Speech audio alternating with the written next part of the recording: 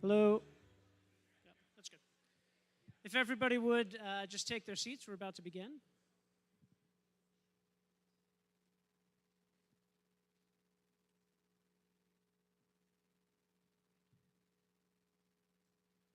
Welcome, everyone. My name is Joe Isaki. I'm the Dean of the Honors College here at Belmont Abbey.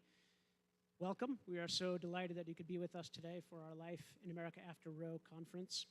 You'll hear more from me later, but as you may have figured out from being here, this is a Benedictine Catholic college, and in the first chapter of, or the prologue, of the Rule of St. Benedict, well, you can correct me, Father, yeah.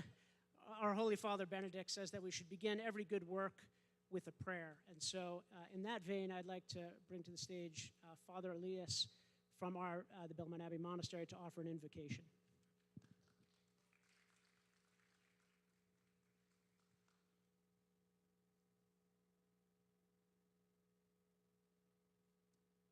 In the name of the Father, and of the Son, and of the Holy Spirit,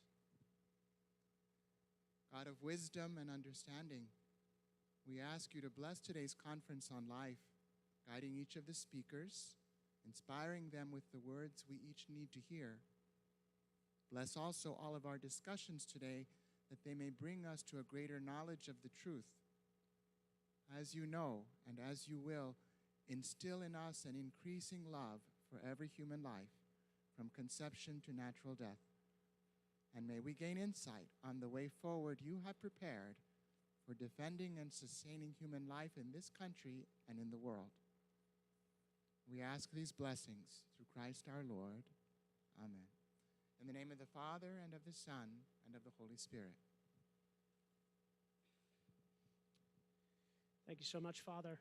I'm going to now turn it over to the American Conservative and Emil to welcome you on behalf of the American Conservative and kick off our first panel.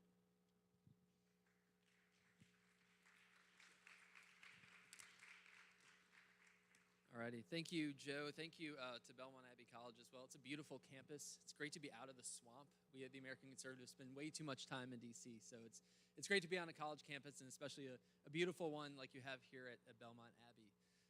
We at TAC are really thrilled to be part of this conference today, because the question of what comes after Roe for social conservatism, for the life issue, is really at the heart of what we do at the American Conservative.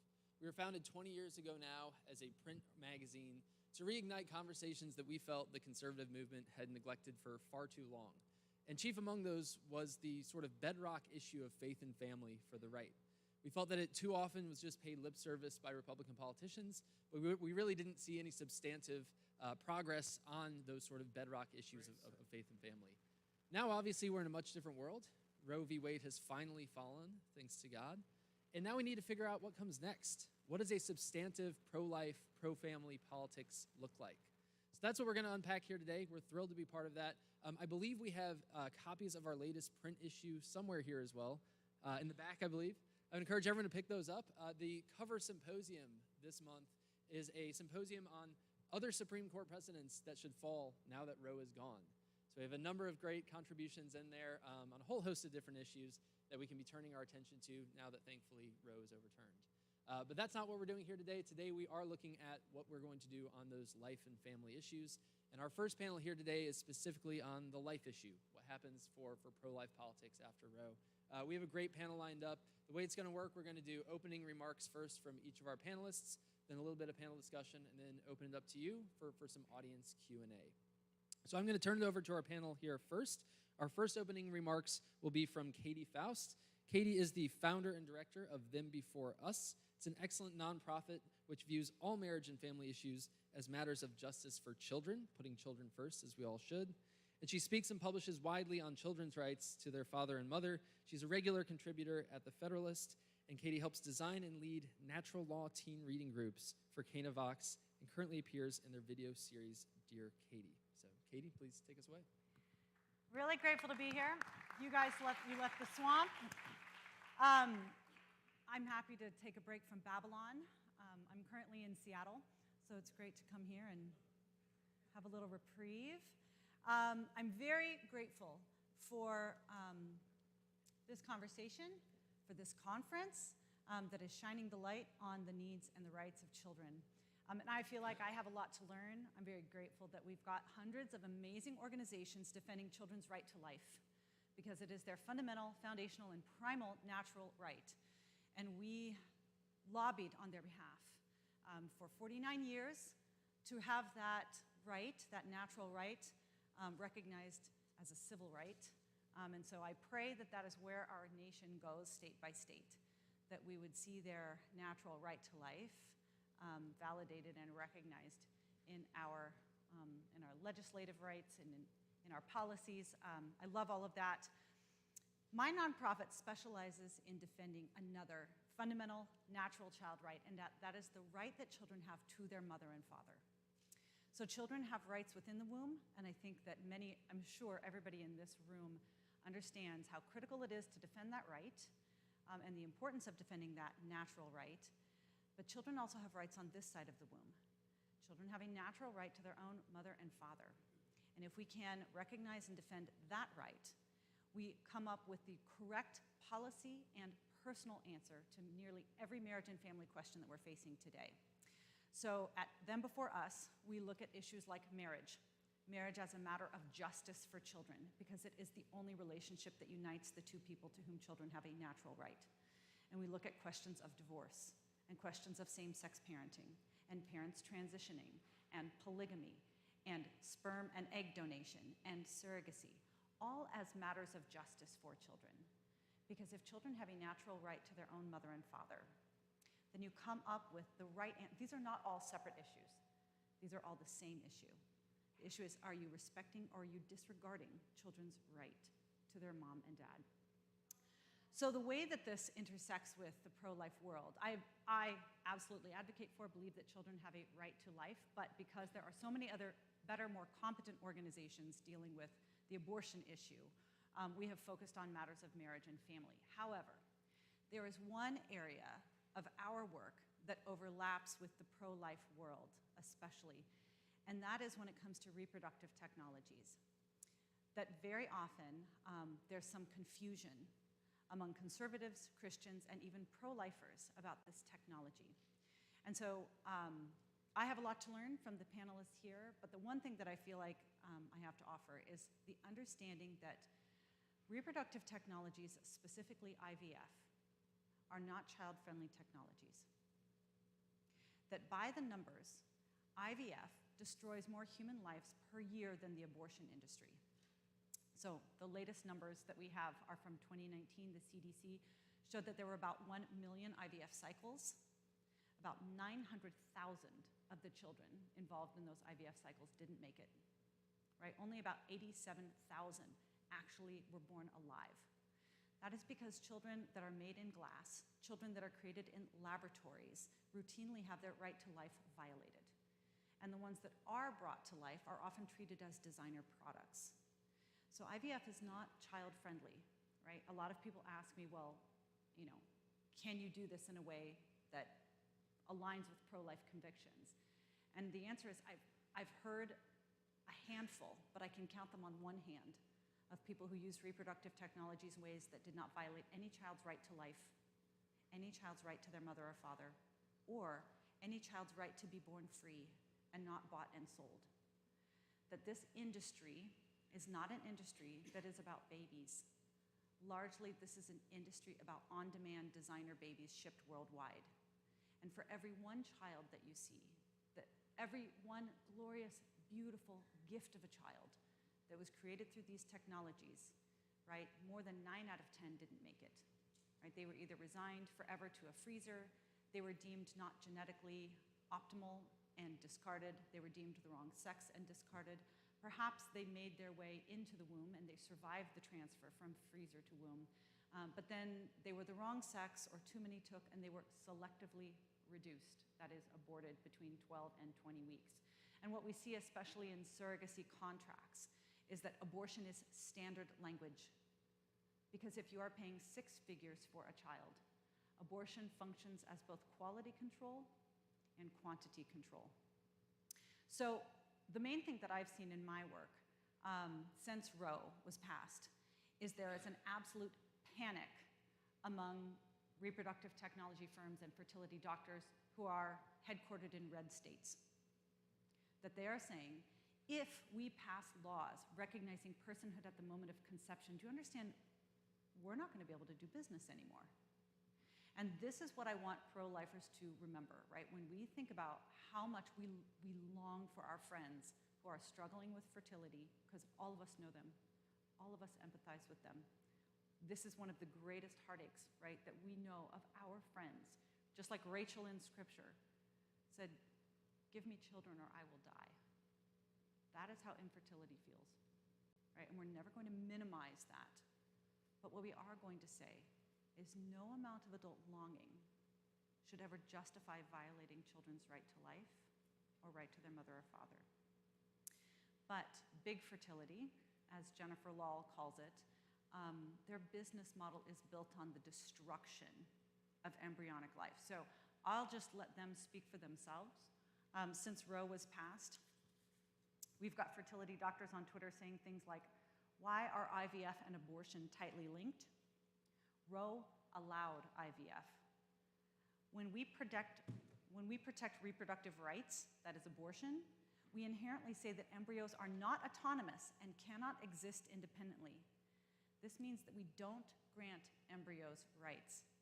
So as a doctor, she says, I can fertilize eggs, freeze embryos, test embryos, transfer and discard embryos.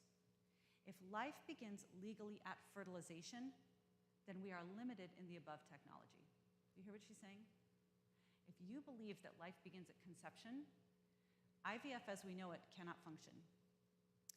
Dr. Kara Goldman, medical director of the Fertility Preservation at Northwest University Medicine, said, in states where bills are being introduced defining a fetus as a person, she says, what does this mean for the patient's frozen embryos? So right now we have about 1 million embryos on ice.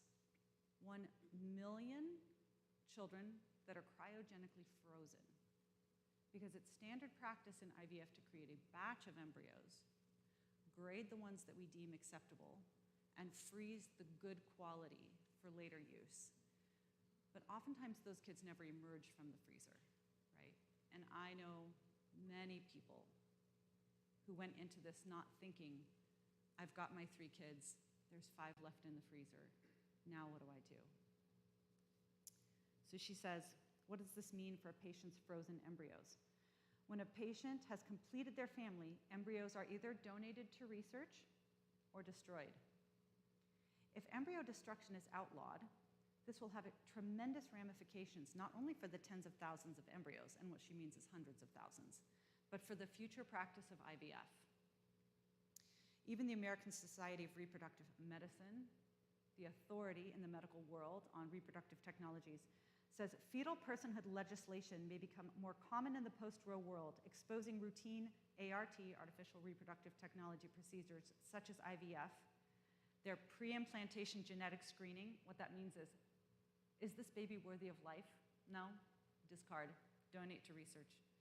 And the discarding of unused embryos to legal challenge and will subject providers who practice them to potential liability. So much of my work when I'm talking about IVF is simply to tell pro-lifers that this technology is not your friend. It is not the friend of children.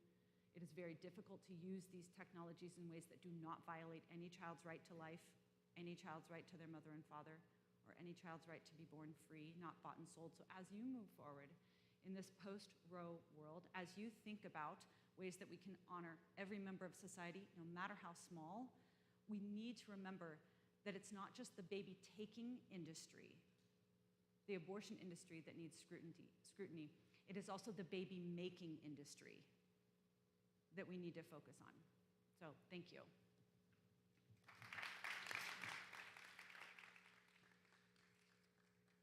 Thank you, Katie. That was excellent. Gives us a lot to unpack in the discussion.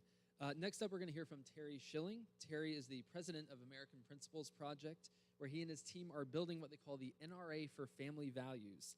APP focuses on parental rights, fighting the transgender threat against children, and protecting children online. Terry lives in Virginia, the greatest state in the Union, with his wife, Katie, and their 6 children. And I do have it on good authority that I believe He has plagiarized most of his opening remarks from a piece that's up at the American Conservative right now by his colleague. So if you want to get ahead of him, go over to our website. Terry, the floor is yours. Thank you so much, Emil. And thank you all for showing up today. And yes, I did steal this from one of my colleagues who has a great article in the American Conservative. Was just posted, I think, this morning. I'm going to talk about what we need to do as a pro-life movement to win and to avoid failure.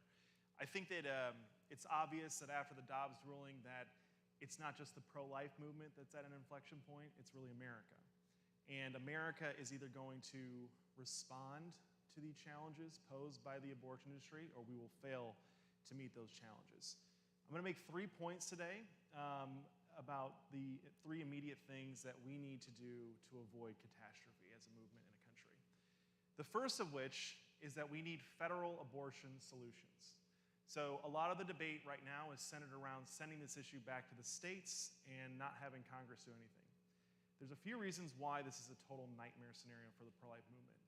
Number one, and most recently, this is the same model that the marriage movement followed in this country. What happens is the states will be organizing, the states will be pushing, but without a national voice and a national policy to center the country around, everything will collapse, and your opponents, meanwhile, will then be organizing nationally, and they will be building up their national institutions for passing their legislative priorities. The second part of what I would recommend that we need to understand is we need to win in politics. Politics is everything. This is how our founders set this country up. It's how we have to win. We have to make our arguments directly to the American people and to the voters. We saw, before I go on, I think that we need to do really 2 things as part of winning in politics. The first is we need to punish our own.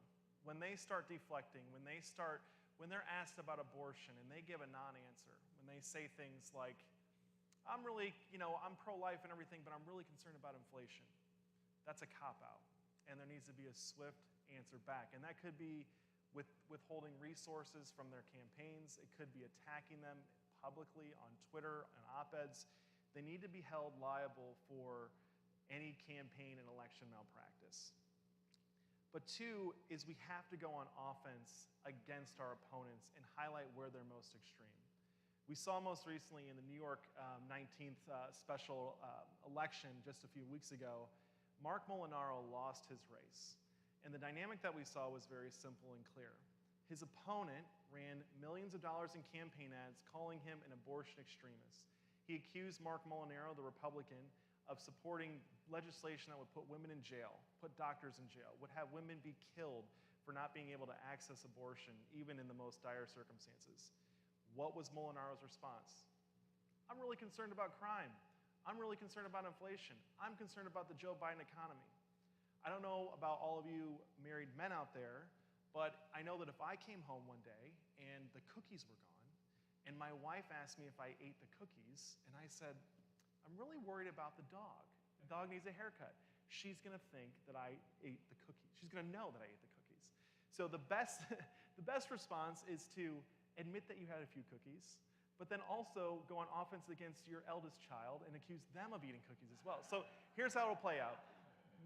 Democrat accuses Republican of putting women in jail over abortion. You deflect, you say that's absolutely not true. I support banning late-term abortions the 15th week when the baby can feel pain. My opponent is so extreme, he thinks that the baby should be able to be killed on the operating table after the baby's born. And they want it funded by tax dollars, and they don't want the parents to even know about it if it's a 13-year-old little girl. That's how you go on offense. That's how you make these guys pay a political price. And third, politics doesn't matter just for the campaigns and elections. Campaigns and elections are great for accumulating power and getting elected to office so that you can actually make changes. But we have to also take political realities into consideration when we're passing legislation.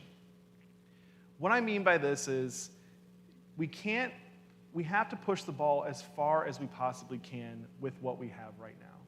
If you push legislation that's too extreme or not aggressive enough, you're going to set the movement back, and we have to be very, very careful about the legislation that's coming up. Right now, there's a big infight, and I'd say it's not as big as it was at the beginning, but there was an infight between, on the pro-life movement on whether or not to get behind a heartbeat bill or a 15-week bill.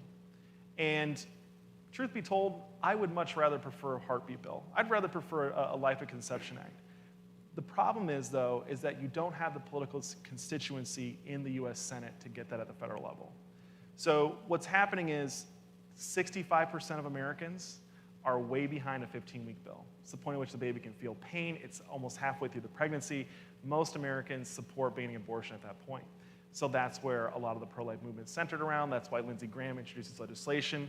We have to build out from where the American people are and take public opinion, the opinion of voters who are actually in charge in this country. We have to take that in consideration. It's how our founders built this country. It's the entire legal framework for how America is meant to operate, and it's just the reality. So just to rephrase all my points, we have to win the campaigns, go on offense, make our opponents suffer political consequences when they hurt us, take the political realities of legislation into factor when we're pushing that, and then also we need federal solutions. And if we don't get those federal solutions, we will definitely go the same way as the marriage fight.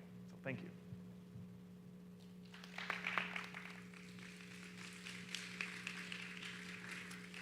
All right, thank you, Terry. And last but not least, we have Josh Hammer. Josh is the opinion editor for Newsweek, a research fellow with the Edmund Burke Foundation, counsel and policy advisor for the Internet Accountability Project, a syndicated columnist through Creators, and a contributing editor for Anchoring Truths. He's a frequent pundit and essayist on political, legal, and cultural issues. He's the one lawyer on our panel here. And he's as I mentioned, he's a constitutional attorney by training. He hosts the Josh Hammer Show, a Newsweek podcast, and co-hosts the Edmund Burke Foundation's NatCon Squad podcast, both of which are excellent, not quite as good as our own Tech Right Now podcast, which you should check out as well. Josh, I'll hand it over to you. Well, thank you, Emil. Is this working? Everyone can hear me? Great. Okay. Really great to be here. So, I was messaging just last night, actually, with my good friend, Rabbi Yaakov Menken of the Coalition for Jewish Values, who I had put Noah Brandt in touch with for the live action gala. I think it was a gala just this past weekend. And, I think Rabbi Menken and I are really two of kind of the main Jews on the pro-life speaking circuit. I guess my former boss, Ben Shapiro, does this to an extent, maybe a little less so than he used to. But in any event, it's great to be here because this fundamentally is not a sectarian or even really at its core necessarily a religious issue. It is fundamentally a question of human rights. And it's an issue that I've been fighting personally for a long time now. I kind of brought my Law Students for Life chapter out of its moribund nature when I was a first-year student at the University of Chicago Law School. I remember marching in literally sub-zero temperatures in downtown Chicago, my second and third year of law school for life. So it's a cause very near and dear to my heart. It's also great to be back in the state of North Carolina. I went to Duke for college, so I lived here for 2.5 years. Last basketball season ended in particularly heartbreaking fashion for us, but it's better that those other guys over in Chapel Hill didn't win the whole darn thing, I guess, because I would have been in really rough shape, to be honest with you. But so anyway, as Emil said, I am a lawyer by training, even though I don't actually practice a whole lot of law these days. I mostly just kind of speak and write and comment on legal and jurisprudential issues, but I am fairly well equipped to comment on that, so I'm going to kind of keep my comments here to the more legal side of the questions in front of us. So I wanted to just quickly discuss Dobbs from a legal perspective, and then I want to talk about where, from a legal perspective, I think we are and where we ought to go. So Dobbs was a very, very legally, from my perspective, straightforward opinion. It was a very kind of straightforward, substantive due process analysis. One very interesting thing that Justice Alito does in this opinion is he basically revives the test from a 1997 case called Glucksberg. So in 1997 in Glucksberg, Chief Justice Rehnquist, the court was confronted with a so-called right to die bill, kind of an end-of-life euthanasia-assisted suicide bill. And the plaintiffs had basically asserted a substantive due process, an unenumerated 14th Amendment right to die.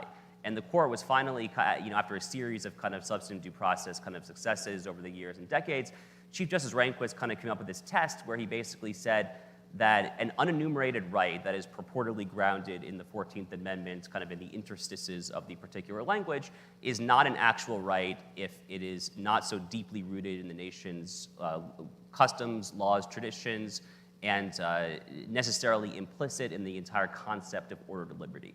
Now, a lot of us, when the Obergefell case, the same-sex marriage case of 2015 came down, I think a lot of lawyers, including myself, basically read that as an implicit overturning of Glucksberg, because the so-called same-sex marriage right obviously fails the Glucksberg test. I mean, like, obviously this purported right to homosexual marriage is quite evidently not rooted in the nation's customs, traditions. It is quite evidently not implicit in the concept of order liberty. So from a strictly kind of legal nerd perspective, I think one interesting top-line observation of the Dobbs opinion is that the Glucksberg test is basically apparently good law again. And this is kind of what Justice Clarence Thomas is getting at in his concurrence in the Dobbs case, where he basically says, okay, well, if Glucksberg is good law again, and if we're now kind of analyzing these so-called substantive due process, unenumerated 14th Amendment rights cases along the same lines of legal analysis, well, why stop at abortion? I mean, there's nothing particularly unique about abortion. We should talk about kind of the Griswold case. That's the right to privacy case pertaining to contraception for unmarried couples out of Connecticut in 1965. We should talk about Lawrence versus Texas, that's the sodomy case in 2003. We should talk about Obergefell itself, of course. That obviously has sent large swaths of the American left into unmitigated shrieks of hysteria, we might say. That's why they're trying to now rush in this remaining congressional session to codify same-sex marriage at the national level. I hope and expect that they will fail to do so. But in any event, these questions now, at least legally speaking, are now fair game. But to kind of just make sure I kind of hit the top level points here, what Alito does is he basically just says that Roe versus Wade and Planned Parenthood versus Casey, its successor case 19 years after Roe in 1992, are not good law. They never were good law. They fabricated, they concocted this purported abortion right out of absolutely nowhere. It really reads to me kind of like the culmination of what conservative legal scholars have been saying for 40 years. It really is just a remarkably kind of straightforward kind of reciting of a lot of kind of like the marquee kind of law review articles and other aspects of legal literature in this area. Nothing particularly new. Obviously, thank God that the coalition held after the leaked opinion of May 3rd, I think the date was, 2022. Sidebar, incredible that we have not discovered the leaker yet. I mean, I feel like I'm the last person in America who is still like totally up in arms that we have not discovered and outed and punished this leaker yet to the extent of the law. It's a tragedy. I mean, it's incredible, honestly. So I would encourage you guys to kind of do your civic duty and continue to kind of pay attention to this, and let's expect justice from that leaker. One other concurring opinion that I think is worth talking about in Dobbs is the concurring opinion of Justice Kavanaugh, who did the right thing, to be sure, by joining Alito's opinion, but he had a really kind of gratuitous and thoroughly unnecessary concurring opinion where he was just trying to kind of do his kind of mealy-mouthed middle ground thing and just trying to kind of mollify those and basically saying, oh, the Constitution is silent on abortion and it is not pro-life, it is not pro-abortion, it just leaves it to the people. There was absolutely no reason for him to write that. I think, again, that's kind of just, to an extent, become kind of Kavanaugh's modus operandi on the court. But as Terry's colleague, John Schweppe, that he mentioned, emphasized in this article up Attack today that I would strongly encourage you guys to read, if you actually read carefully what both Justice Alito and Justice Kavanaugh said in their majority and concurring opinions, respectively, there is a lot of rhetoric about the people deciding, about the legislatures deciding. Nowhere in those opinions does it emphasize that the states necessarily have to be the ones to do so. There's a lot of rhetoric on we the people through our duly enacted legislators and things of that nature, but there is no actual rhetoric, there is no emphasis here on federalism or states' rights, which itself is kind of the bastardized version of federalism. There's no emphasis on that in the opinion or the concurring opinion itself here. And that kind of leads me to my kind of broader point that I want to make here is, we've seen, especially in the aftermath of the unveiling of Senator Graham's legislation, which people in our movement seem to have mixed thoughts on. I mean, what absolute nonsense. I'm a constitutionalist. I'm still a barred attorney. I got the Constitution sitting right here. I mean, I love the U.S. Constitution, but the notion that federalism, let alone an idiosyncratic conception of federalism on an issue that the Constitution quite clearly speaks to, which I'm about to get to, that this is like an end unto itself rather than a secondary or tertiary consideration that we ought to consider on purely prudential grounds, not principle grounds, it's just kind of a warping of what it is that we stand for. And, not to go kind of, full Claremont Institute, but to go full Claremont Institute because I was actually out there in California for their Constitution Day symposium on another panel literally 3 days ago, so I guess I should pay them homage. This really does get back to Lincoln and Douglas. This really does take us back to 1858, where when the debates in Illinois, where they were debating whether to extend slavery into the Western territories, Stephen Douglas made a profoundly proceduralist appeal to popular sovereignty. Let the people in each territory decide. It is not your business, you fundamentalist, religious bigots. I mean, what do you care about what other people do with their property? And Lincoln repeatedly, over and over and again, said, no, that's not the question. The question here is not one of might makes right, of majoritarianism run amok, of popular sovereignty. The question is whether the black man is or is not a human being. That is the morally salient question, and that is the first question to answer. All subsequent logical reasoning necessarily then depends on that. So that gets us to the 14th Amendment question, and I guess I'll kind of wrap up on this note. So the 14th Amendment to the Constitution, the relevant provision being the Equal Protection Clause, reads, nor shall any state deny to any person within its jurisdiction the equal protection of the laws. So what is a person? Well, if a person includes unborn persons, then the basic text, the basic language, as I and my good friend Josh Craddock and many others in this movement have argued, if the unborn person under the Equal Protection Clause is a person, then the 14th Amendment secures to the unborn to be protected. That's the best understanding of the Equal Protection Clause, is to be literally protected against violence. Then they are protected, and the state has a duty, a constitutional duty, an obligation, to say nothing, of course, of a moral obligation, to enforce that. What's more, Section 5 of the 14th Amendment clearly gives Congress, quote, Congress shall have power to enforce by appropriate legislation the provisions of this article.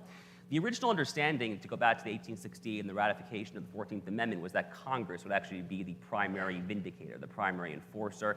This kind of idea of judicial supremacy, which really kind of takes off after a somewhat abstruse 1958 case called Cooper versus Aaron.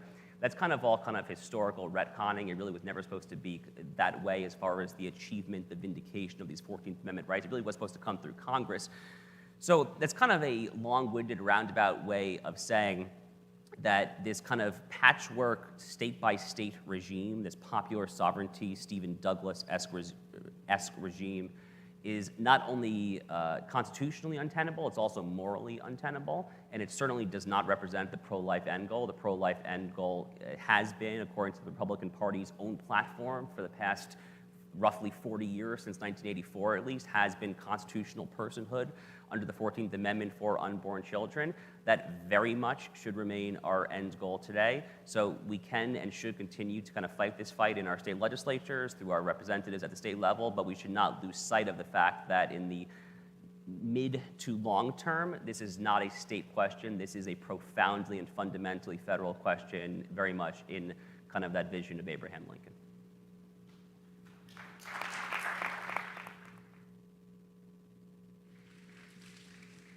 All right, well, thank you, Josh. And you ended that on the note that I want to start our panel discussion. I think one thread through all of your remarks is this question of whether we address the abortion issue at the state or the federal level. I know, Katie, you had mentioned that you pray that our nation goes and protects life state by state. Terry obviously is mentioning that we should have address this at the federal level. Senator Graham has his 15-week bill out there, which we can talk about as well, whether that goes far enough. And then we just heard from Josh a sort of impassioned, even legal defense of the 14th Amendment providing equal protection for these children.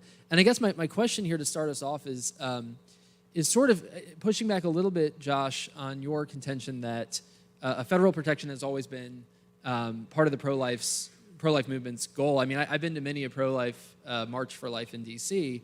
It was always, hey ho, Roe v. Wade has got to go, not, the Equal Protection Clause of the 14th Amendment protects unborn babies.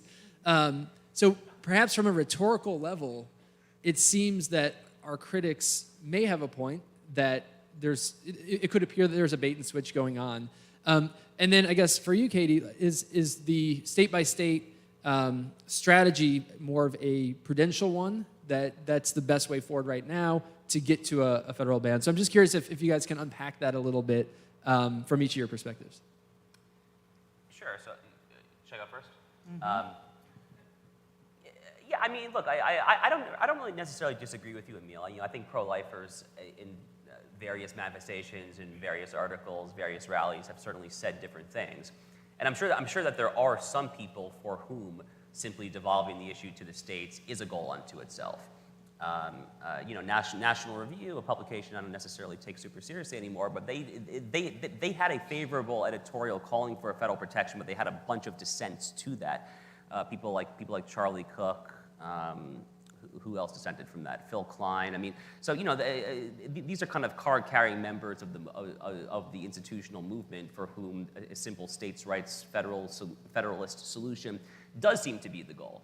So, perhaps there were many people, perhaps over the decades, who, when they said just kick it back to the states, they simply meant that. On the other hand, the Republican Party has been quite explicit in its party platform since before I was born. I was born in 1989. I mean, going back at least to 1984, the Reagan-Bush re-election ticket. I mean, the RNC platform that year did call for a federal 14th Amendment solution to this.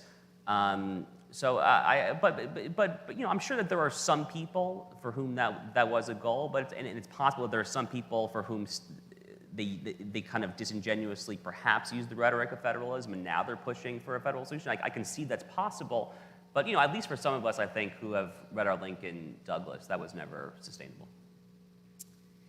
I don't think I'm the right person to answer this question, just because I'm not too concerned with tactics. Like, I will leave that to the legal scholars. But whether it's happening on the state level or the federal level, I think that what all of us need to do is we need to understand that we need to stand unflinchingly on the rights of children. And we are going to have to figure out what we value more. Do we value their life? Do we value their well-being? Or do we value our social standing? I think that we as a Republican Party are going to have to figure that out as well, because I think that we are teetering on the edge of compromise, both when it comes to really advancing life, but also on the topic of marriage and family, right? For the first time last year, we had a majority of Republicans that agreed that gay marriage was okay, right? So at some point, we're going to have to stop the slide. At some point, we're going to have to make this compelling case, both in policy and among our compatriots in the conservative movement, in the Republican movement. We're going to say, look, what are we here for? What are we here for? What are we conserving? And if we're not conserving children's fundamental right to life, children's fundamental right to be known and loved by their mother and father whenever possible, be gone, right? We're useless at that point. So I don't know tactically how to do it. I just know that when it comes to this is the no-go zone. This is the bright red line. This is the line that we cannot cross. We have to unflinchingly advocate for the rights of children in policy, certainly in our party platform, and even in our personal relationships and conversations. That's a good segue to what I wanted to ask you about, Terry. We do have now a number of Republicans who are voting in favor of enshrining gay marriage into law, something that would have been unthinkable even 10 years ago. Terry, you mentioned the parallels between the abortion fight now and the marriage fight in the early 2000s, and how that's why we need to take the abortion fight to the federal level. I think you're absolutely right that we lost the marriage fight because we went state by state, but we did have a federal Defense of Marriage Act, right? Now, you can argue that that's perhaps different than constitutional personhood, and that's something we can get into. But I guess that's something I want to get your thoughts on, Terry, is, you look at what the sort of activist judges did in Obergefell. They weren't okay just saying, they went all the way to saying on a nationwide level, you cannot protect marriage. And yet when we overturn Roe, it's not, the 14th Amendment protects children, it's just this kicks back to the states. So while, thank God, Roe was overturned, Terry, did the court go far enough here? No. Well, look, it's, I don't want to be too unappreciative. I mean, overturning the most holy of holy, and I shouldn't use that term for this ruling, but this was a sacred ruling. And it was there for 50 years. We tried to overturn it, I think 3 or 4 times, and fell short every time. So I don't think it went far enough. This is some time ago, the left figured out that they didn't need to actually go through the constitutional amendment process because it's very tough. They figured out we can just reinterpret the Constitution and create rights out of thin air, and they've been very successful with that strategy. So obviously, no, the system's working against us, and we really haven't had a politician that's been able to rein the Supreme Court in and really go on offense against them. That said, I understand that we did have the Defense of Marriage Act, but the reality is that Republicans on the national stage, running for president, running for U.S. Senate, running for House, they all capitulated and gave the issue back to the states when it came to marriage. The presidential candidate started with John McCain in 2008. Then Mitt Romney adopted the same platform of this is not a federal issue, this is a state's issue. And what happens when politicians start punting from the federal level to the state level is that's when the Supreme Court sees an opportunity to get involved in the issue. If politicians are actively fighting a political battle, the Supreme Court is most likely going to stay out of that fight. They look for where the politicians are not wanting to fight, and then they take power there. A lot of you probably don't know this, but in 2012, we lost the presidential election, and the Republican Party tried to blame it on the pro-life movement. What they essentially argued in their 2012 autopsy was that social issues distracted from our winning economic message. It was all a lie. Their economic message sucks. It still sucks. It's geared at 5% of Americans who ever even start a business. It's all about entrepreneurs and job creators. It doesn't resonate with anyone. I absolutely detest it. And they'll tell you that you're welcome. You're welcome for all these job creators creating jobs. Well, what about all the workers like my dad who put this stuff together and built it for you? Sorry for ranting. But we wrote, my organization, APP, this is how we kind of got into social issues, was we wrote a counter autopsy to the GOP. And we did the math. We looked at the polling. We looked at the election results. And we found that everywhere that marriage was on the ballot, it outperformed Mitt Romney. Opposition to gay marriage was way more popular than Romney or his stupid economic message. And on top of it, so there was a real moment, Mitch Daniels came out with his truce strategy where we just kind of don't fight the left on these social issues. Well, that's a one-sided truce, and that's a slaughter. Your opponents are going to be going at you full bore, accusing you of putting women in jail, accusing you of now they attack us of wanting to kill trans kids, right? Like that. The left is always going to fight you. So when you do a truce, you're going to lose.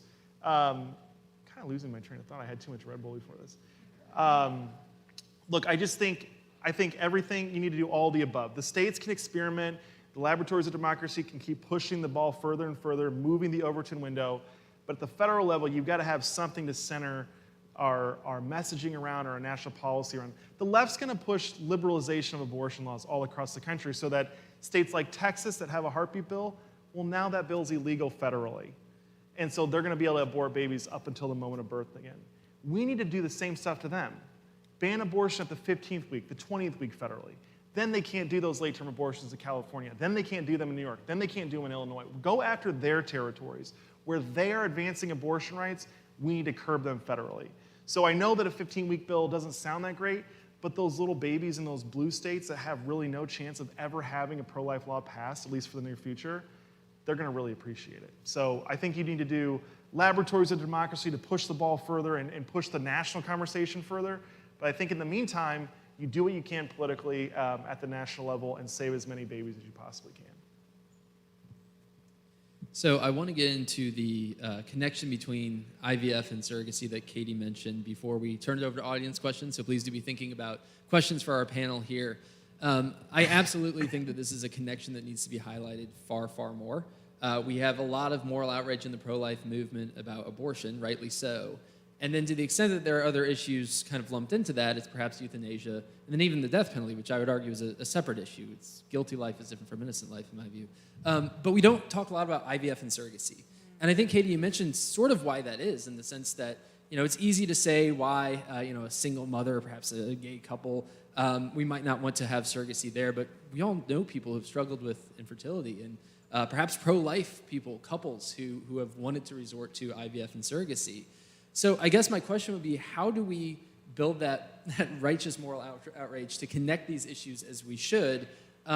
Especially, and the one other thing I mentioned on this too is, some of you may have seen that new Netflix documentary, Our Father, about Donald Klein. He was the IVF doctor in Indiana who ended up really creepily inseminating women with his own sperm. It's really gross and weird. And there's been a lot of moral outrage about that because there's no law against that.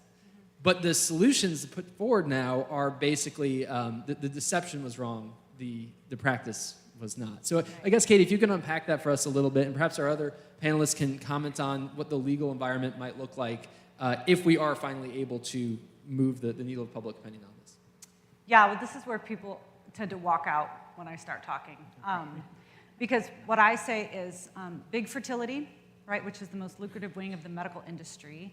They are there to make disposable and often designer babies. Big fertility and abortion are two sides of the same child commodifying coin. Both of them determine child's rights and whether or not they are valued based on adult desires. Right? So abortion says if a child is unwanted, we can force them out of existence, even though it violates their right to life.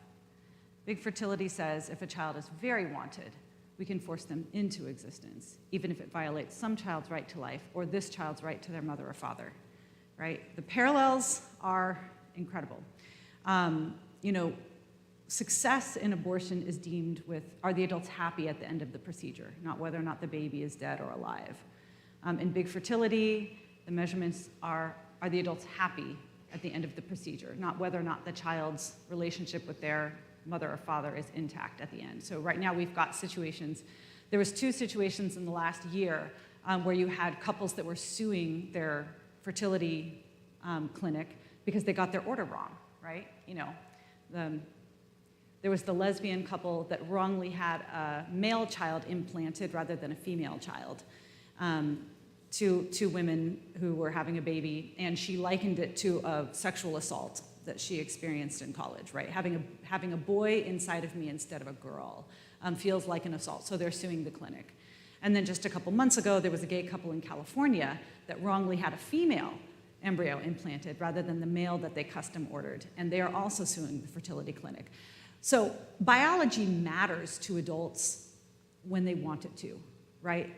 And actually, that's why most adults choose reproductive technologies, because they understand that there's something special about a biological connection with a child.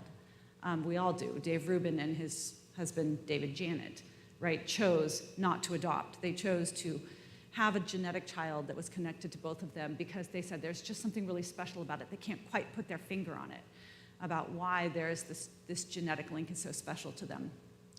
And yet, it does not matter that the child will be intentionally cut off from half of their genetic heritage, right? So biology matters for me, but not for thee. So both of these industries are absolutely predicated on if the adults are happy, if they get what they want at the end of their procedure, the rights of the child be damned. And that's wrong. Children are not objects of rights. We don't have a right to them. Children are subjects of rights. They have rights on their own, regardless of what adults think or want or pay for. And I just think that the onus is on all conservatives, and I would appeal to pro-lifers to broaden your definition of what kind of child rights you're going to be fighting for, right? Because all of these babies in the womb, out of the womb, are vulnerable. They cannot speak for themselves. They cannot advocate for themselves. And so if we are serious about advocating for the least of these, we need to fight abortion, and we need to fight big fertility. So I have 2 perhaps provocative last questions before we open it up to our audience. Let's say that we are able to fight big fertility and we are able to ban IVF and surrogacy and all those things. You mentioned, Katie, we have 1 million children currently on ice. What do we do with them? Yeah. You implant them, right? It's very, very difficult because 20 to 40% of those children have been functionally abandoned. Their parents aren't paying their storage fees any longer. They can't track them down. They're no longer receiving notifications. So really, we do have one of the largest human rights crises on our hands in a cryogenic freezer across the country. But there's been a lot of talk about like embryo adoption, because the American Society of Reproductive Medicine gives 3 possible solutions for those kids: thaw and discard, donate to research, or donate to another couple. And the answer is, we don't thaw and discard people. And if you want to donate yourself to research, go ahead. But you can't donate somebody else to research, right? And those are distinct human lives that deserve protection. So all of those, and these are not items to be cut and pasted into any and every adult relationship. If you made those babies, they are your babies. I'm sorry if you, this is where I need to be kinder. Maybe you need to take out a loan. Maybe you need to buy a van. But those are your children. And they cannot lose their right to life or lose their right to their mother or father because you thought your family was complete at 2 and you've got 5 left in the freezer. They're your very real children.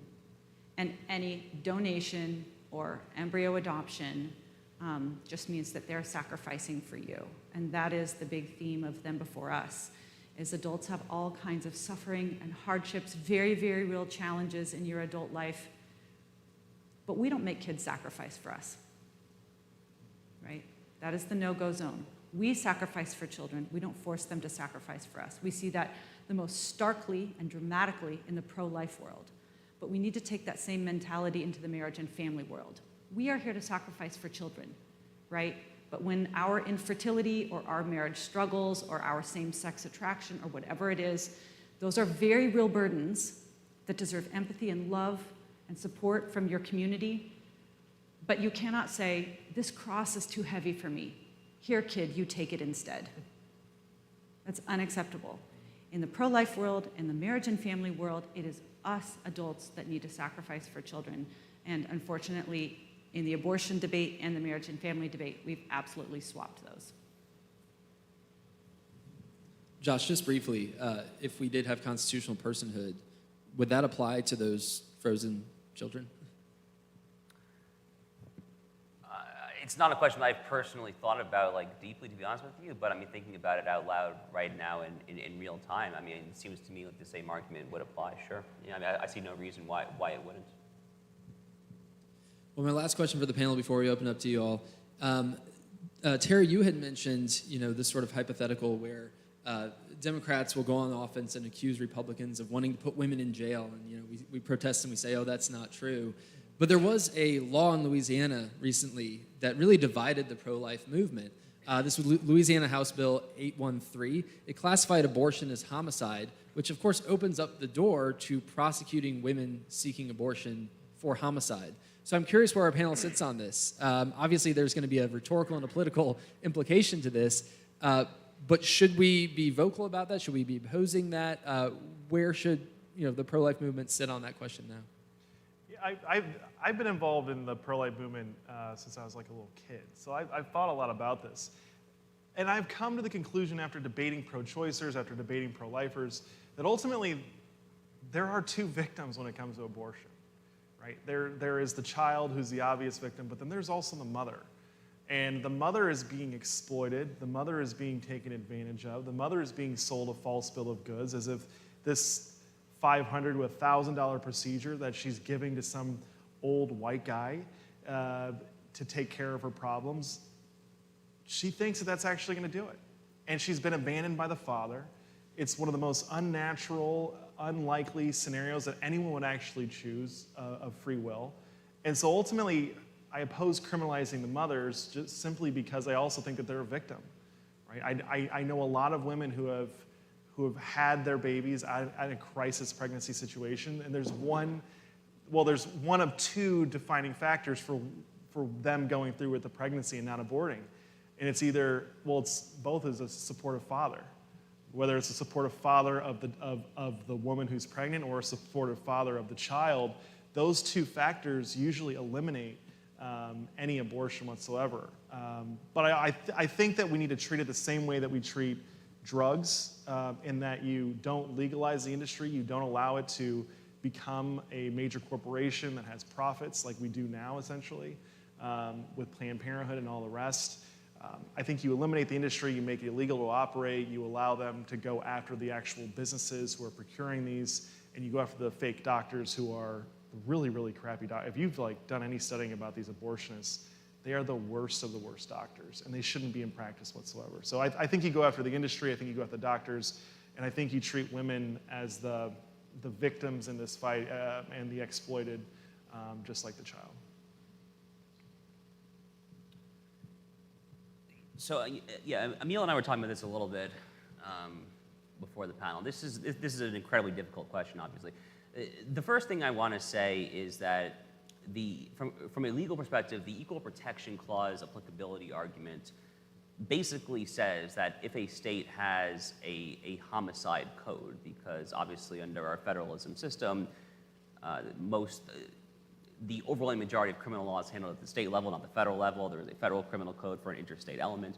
But homicide laws are kind of quintessential state crimes, obviously. So the Equal Protection Clause federal constitutional argument says that when a state has a homicide code, which obviously every state does, that homicide code cannot discriminate by wholly excluding from its protective ambit the class of human beings who are unborn. What it does not say is that the Supreme Court must necessarily kind of judicially scrutinize that every homicide code truly equally necessarily treats abortion as being necessarily the exact same as, for example, first-degree murder. That's just not how any kind of homicide code works. I mean, as any kind of first-year law student learns, in criminal law, there's all these kind of black letter criminal law kind of mitigating factors. There's justification and all sorts of other things that historically sentencers, jurists, judges have taken into account here.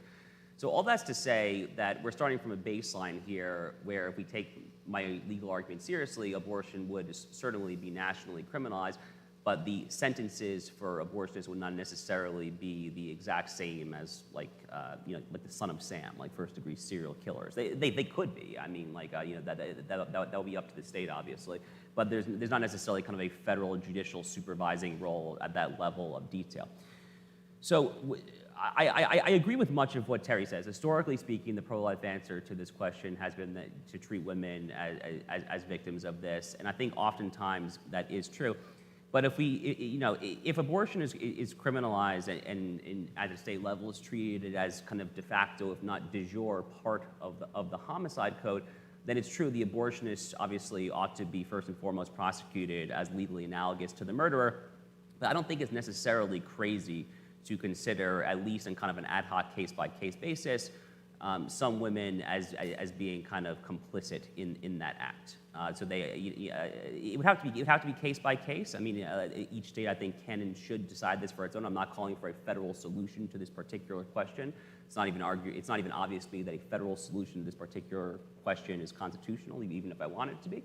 But I can see a world in which it would make sense for this to kind of be settled on a case-by-case basis, and it's not crazy where at an ad hoc case-by-case basis some women can and probably should be treated as accessories to the intentional homicide of their unborn child. You can easily foresee a scenario where I'm just going to make a scenario up. It's a young girl, 19, 20 years old, has casual sex on spring break, is impregnated, and she's not a victim. She is truly eager and zealous to get this abortion so she kind of finish her college career and so forth, right? So it's not crazy to me to consider the possibility of her being at least an accessory to intentional homicide in a post-Equal Protection Clause world. But it's a very tough question. I think pro-lifers should respect each other's opinions on this, to be honest. Well, we will leave it there, but I do want to hear from you all. So I believe that we have a mic that will be coming around. If you just raise your hand, please do keep your question in the form of a question, and our mic will come around. We'll start right here.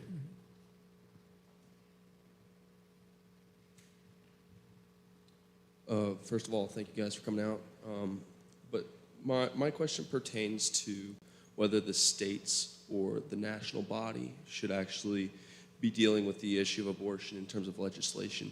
The reason I say that is because would it not be better to leave the issue of abortion up to the states? And the reason I say that is because what if there's a hostile takeover from the left and they legislate morality? Would it not be better to let each individual state handle that? And then it seems unlikely that the national community, with the split between the two parties, would actually be able to come to an amendment on the issue of what the definition of a person is to include the unborn. Because of those things, would it not be better to let the states handle those issues as opposed to not delegating, but allowing the national body to handle it? So I will head you off of the path and just say there is no option in which we don't have a federal solution to abortion. It's either going to be pro-abortion or there's going to be a fight over pro-life and pro-choice. The left will never give up. It's a sacrament in their Church of Human Secularism. So they're always going to fight. And unfortunately, we have to fight them back. I support an all-of-the-above approach to this, which is you have, at the federal level, you pass incremental protections like a 15-week bill, like a heartbeat bill, and you keep going down the line. You restrict taxpayer funding. You give parents rights regarding this to at least know about this stuff and have consent over it. But then at the state level, you have the laboratories of democracies working. Texas came up with an amazing piece of legislation that Planned Parenthood and the entire abortion rights movement, which owns the legal system in this country, they weren't able to kill that bill in Texas. That bill survived. We need more of that type of legal genius going up against the states and giving us ideas. So you go something at the national level. I think 15 weeks is not only incredibly popular, I think it's something that's achievable in the short term. I think it's achievable in the next 5 to 10 years, maybe sooner. But I think that if you can make it a priority for the next president of the United States to pass something like this into law, and they campaign on it, I think that's the ideal solution. But the premise of the question of, if there's some left-wing hostile takeover, the takeover's here. It's done, right? They've taken over academia. They have Hollywood. They have the mainstream media. They have corporate America. They have literally every cultural institution in this country except for politics. Politics is the end game for the left, and we have to understand that. This is no longer the days of Ronald Reagan working with Tip O'Neill to get tax cuts done. They're transgendering your kids. They're eliminating your parental rights. They're taking away custody from you. They want to abort your kids. This is insane. We are at war. We are in a political Cold War, and we have to understand the reality. The left is never going to stop fighting us on this. They're going to keep moving because they're making billions of dollars a year off of this abortion industry. Billions of dollars. And it's all, Katie's exactly right. They are making not only money off of the baby taking industry, it's the baby making industry. This is a whole thing that they have. And now, if you've seen anything, like the Planned Parenthood is now getting into transgender hormone treatments, puberty blockers, surgeries. Like, they're doing it all. It's all sex, right? And why is that important? Well, sex determines reproduction. Sex determines whether or not your species survives, right? And so it really is, like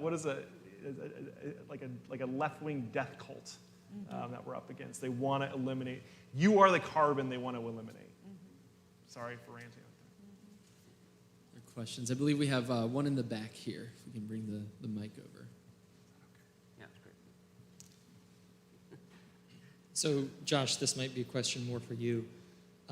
But is there anything definitive in Dobbs that makes it different from Obergefell in the fact that Obergefell was able to not explicitly overturn Glucksberg, but it did kind of turn the whole court away from the Glucksberg test? Does Dobbs do anything that's explicit to make this a long-term solution, or is this solution in the court, as we've seen it, only until new judges come that don't have a conservative view? Sorry, by solution you mean the resuscitation of the Glucksberg test? As far as personal autonomy, that kind of like line of thought that was kind of brought up during Obergefell, that was kind of overturned in Dobbs, as we're seeing the Glucksberg test kind of resurfaces. I guess my question is, if the court changes and there's no longer a conservative court, can Dobbs be overturned? And then we kind of just go through this switching, this flopping of the court. Well, I mean, the answer to the latter question is of course. I mean, a liberal majority on the court can do effectively whatever it wants. I mean, the same way that a conservative majority in theory could basically do whatever it wants. So I have no doubt whatsoever that the next time that progressives control a majority of the U.S. Supreme Court, they, all the ACLU kind of, the NARALs of the world, they will immediately start trying to get a case before them, trying to kind of, make rogue good law. I mean, there are other issues over the years where the court has kind of flip-flopped, right? I mean, the death penalty is a perfect example of that. I mean, there was a brief period of time, where the death penalty was rendered unconstitutional and then was made constitutional again. So that would be kind of like the first analog that comes to my mind. So that's entirely foreseeable. And to my mind, it only kind of further militates in favor of what Terry was saying, only from a judicial perspective, not necessarily a legislative perspective, although they're mutually compatible. And it's this idea that when you have power, you have to prudentially use it. I mean, there is no abdication. There is no kind of giving up. If you have power, I would say, if anything, you have a moral obligation. You have a duty to prudentially wield that power to pursue substantive justice and to do good. As far as Glucksberg is in particular, I don't think the Obergefell court even cited Glucksberg. I mean, I could be wrong about that. I mean, it's, the Anthony Kennedy majority opinion, if you can even call it that. I mean, it's just kind of solipsistic sophomoric high school musings. It's not even a legal opinion. But I don't think that he even purported to cite Glucksberg. So for those of us who were kind of implicitly reading it as overturning Glucksberg, it really was just that. It was pure, just kind of implicit, kind of lawyerly reasoning. Lawyers have a tool called Westlaw where you can look up cases. I don't remember whether Glucksberg was formally yellow flag or definitely not red flag. Red flag would be formally overturned. But regardless, it's clearly now perfectly permissible to cite it again because the court just relied upon it extensively in their most foundational opinion in decades. So it's good law. So I think we have time for perhaps one or two more questions. Please raise your hand if you have one. We got one right up here in the front.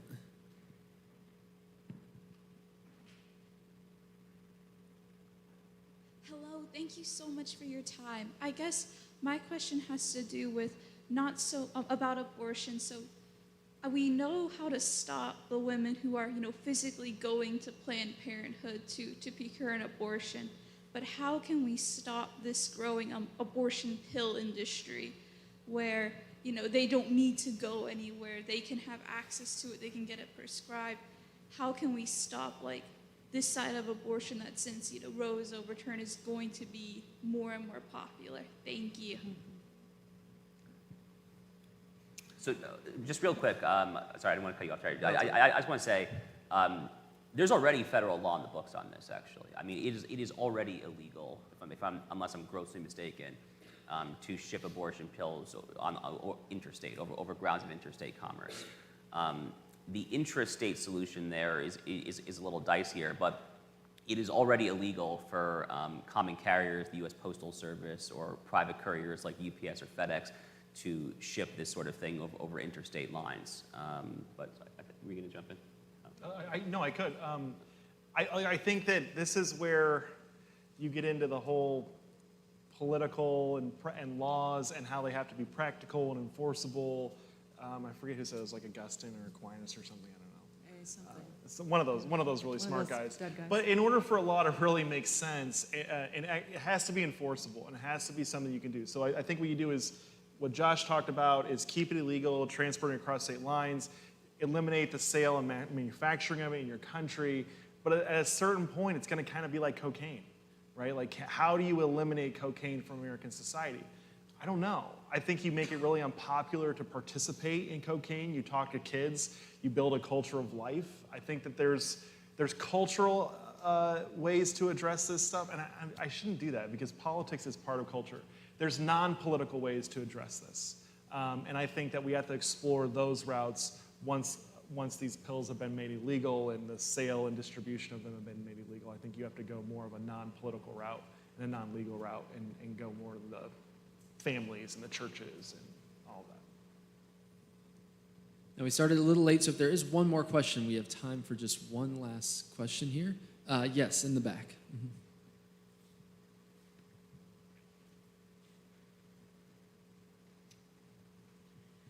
I've heard the argument that because of abortion tourism, encouraged by states like California or New York, that the total number of abortions might not actually go down. People will just be shifted around to states that allow it and are very friendly to it. Is there a constitutional way to prevent the crossing of state lines for the purpose of obtaining an abortion? The short answer is yes. Certainly under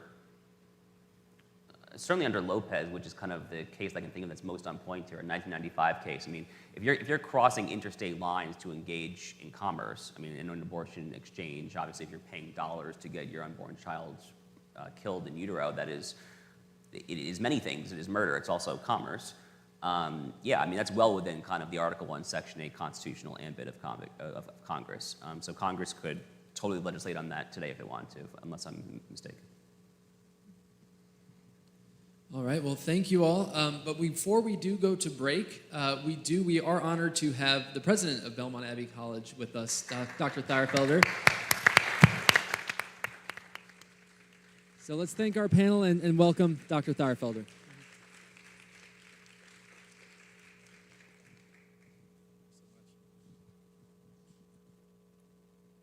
Well, again, I won't take much time, but I just wanted to welcome everybody. I see a good number of our students here, so I would encourage those that don't go to Belmont Abbey to talk to our students, because that says it all. You'll know everything you need to know about Belmont Abbey College through meeting and speaking with them.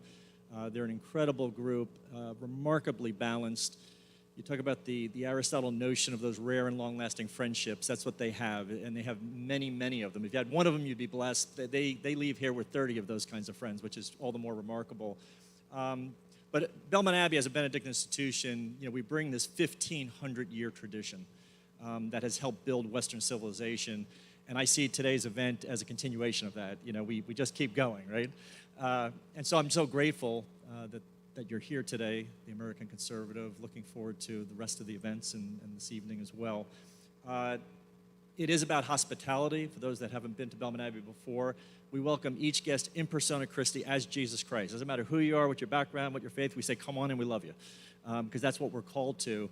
And so when you first come here, you may receive an incredibly good welcome. I hope you have. But you may think we're only doing that because you arrived for the first time, and we're just being nice. Okay? This is like if you worked here for 30 years, it should be like the first day you walked in. And if it's not, we're failing in some way. So that is the kind of welcome that we are about. We have so much I could talk about going on right now, but I won't.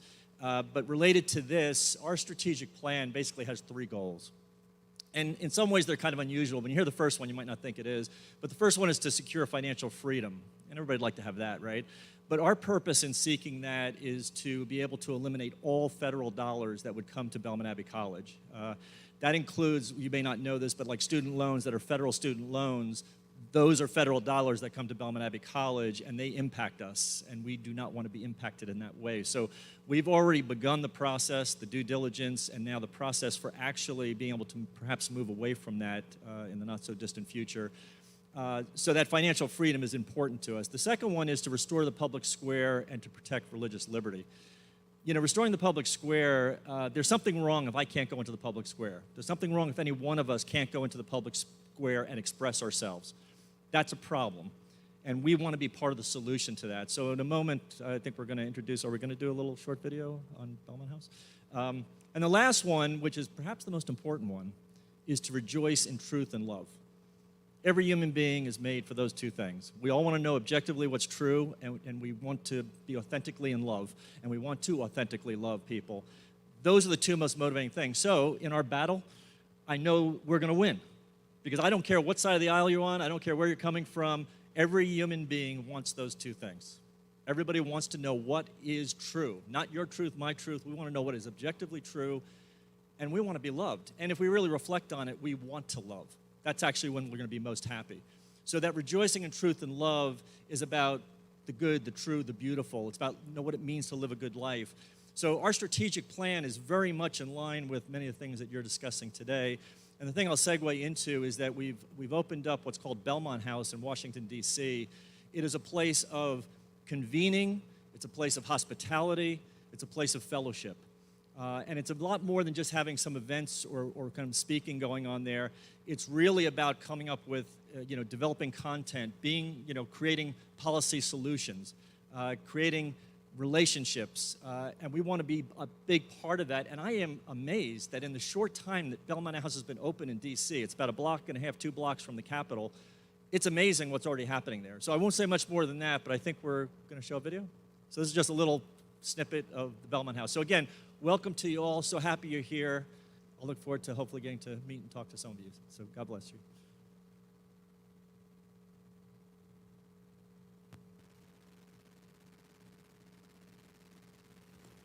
Grace and peace be with us today. My name is Abbot Placid Solari. I am the abbot of Belmont Abbey, a Benedictine monastery just outside of Charlotte, North Carolina. Since our founding in 1876, the work of the monks has supported Belmont Abbey College, the only Catholic college in the Southeast between Northern Virginia and Florida. Our mission at the college is to provide an education that will enable our students to lead lives of integrity, succeed professionally, become responsible citizens, and be a blessing to themselves and others. And this has been our mission since the very first day, when the very first monk arrived with 2 students. When the monks first arrived in North Carolina, there were only about 800 Catholics in the entire state.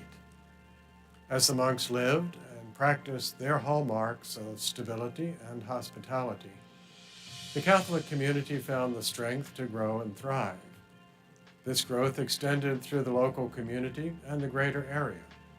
Now, more than 400,000 Catholics live, work, and worship in North Carolina. To see what God has accomplished through the cooperation of the faithful should be a source of joy and an encouragement to each of us as we strive to live faithfully our own vocation. The Benedictine motto, Ora et Labora, translated as work and pray, is the vocation of every faithful Catholic. Belmont Abbey College is excited for the opportunity to plant a seed in our nation's capital, just as one was fruitfully planted in North Carolina 150 years ago. And just as the Benedictine presence in North Carolina helped Catholics throughout the state live out their vocation, we now extend in our spirit of hospitality our presence, prayer, and work to Washington, D.C. At a time in our country's history when religion and faith are being pushed out of public life, we desire to provide a refuge of hospitality and stability for those who are standing up for our religious freedoms and who are proclaiming the good news of the gospel. There are many ills afflicting the world today. In order to bring the light of the gospel to these problems facing us, we must come together and share our work and our prayer, our ora et labora. When we come together in the power of Jesus' name, our conversations bear fruit, our fellowship strengthens our witness, and our work and prayers are more surely inspired by the gospel. With the founding of the Belmont House just 3 blocks from the Capitol, we hope to bring this witness of faith to Washington. At Belmont House, we practice the Benedictine tradition of hospitality, bringing people together in fellowship. Belmont Abbey College is in Washington to stand up for the rights of believers, serve the needs of the faithful who serve in Washington, and remind believers that it is right and necessary to bring the insights of faith into public life. Belmont House is a place where real conversation, work, and change can take place. At the Belmont House, we will continuously break bread, work, and pray together. In the spirit of hospitality and dedication of our founding monks, the Belmont House on Capitol Hill is now in service to the church and the country. We have already begun hosting people of different faiths and nationalities here in Washington so that they may come together in fellowship and the conviction of faith. Our doors are open, and we hope you will come and join us and be a part of this work to restore the witness of faith to its rightful place in the public square.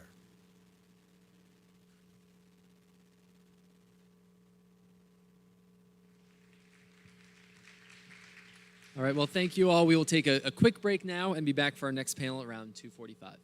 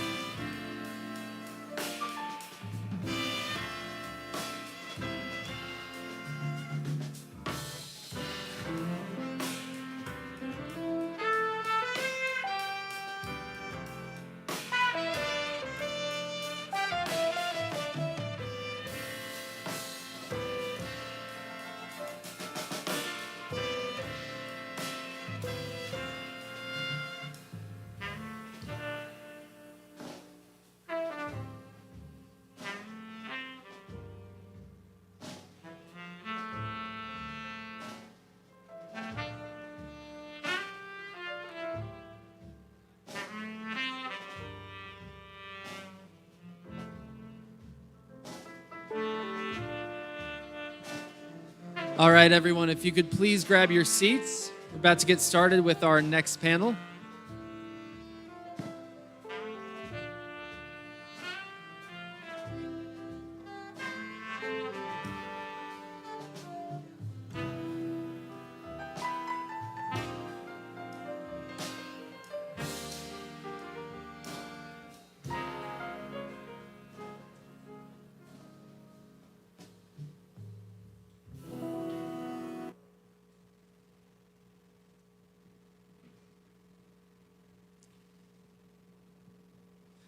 All right, well, thank you, everyone. We're going to head into our next panel now. But before we get started, I am pleased to have a special video presentation for you all.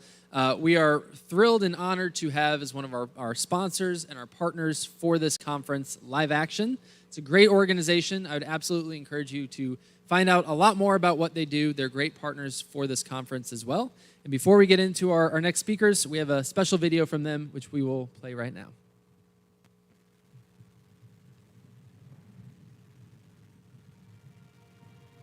This is Olivia. Though she has yet to greet the outside world, she has already completed an amazing journey.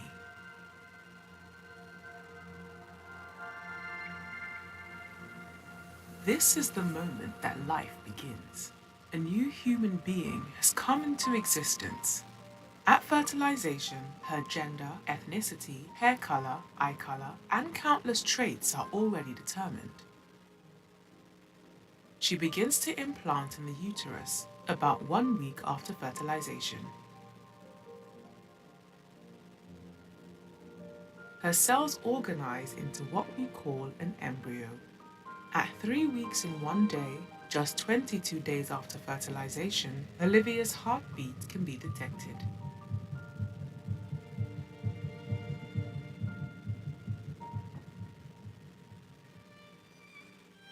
The buds of her arms and legs appear by 4 weeks. She begins to move between 5 and 6 weeks with both spontaneous and reflexive movements. At 6 weeks from fertilization, her brain activity can be recorded and bone formation begins. She can bring her hands together at 7.5 weeks, and separate fingers and toes emerge. She can also begin to hiccup.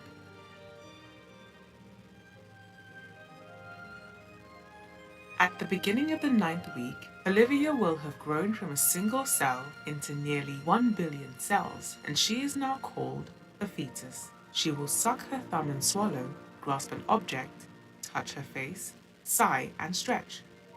At 11 weeks, she is playing in the womb, moving her body and exploring her environment.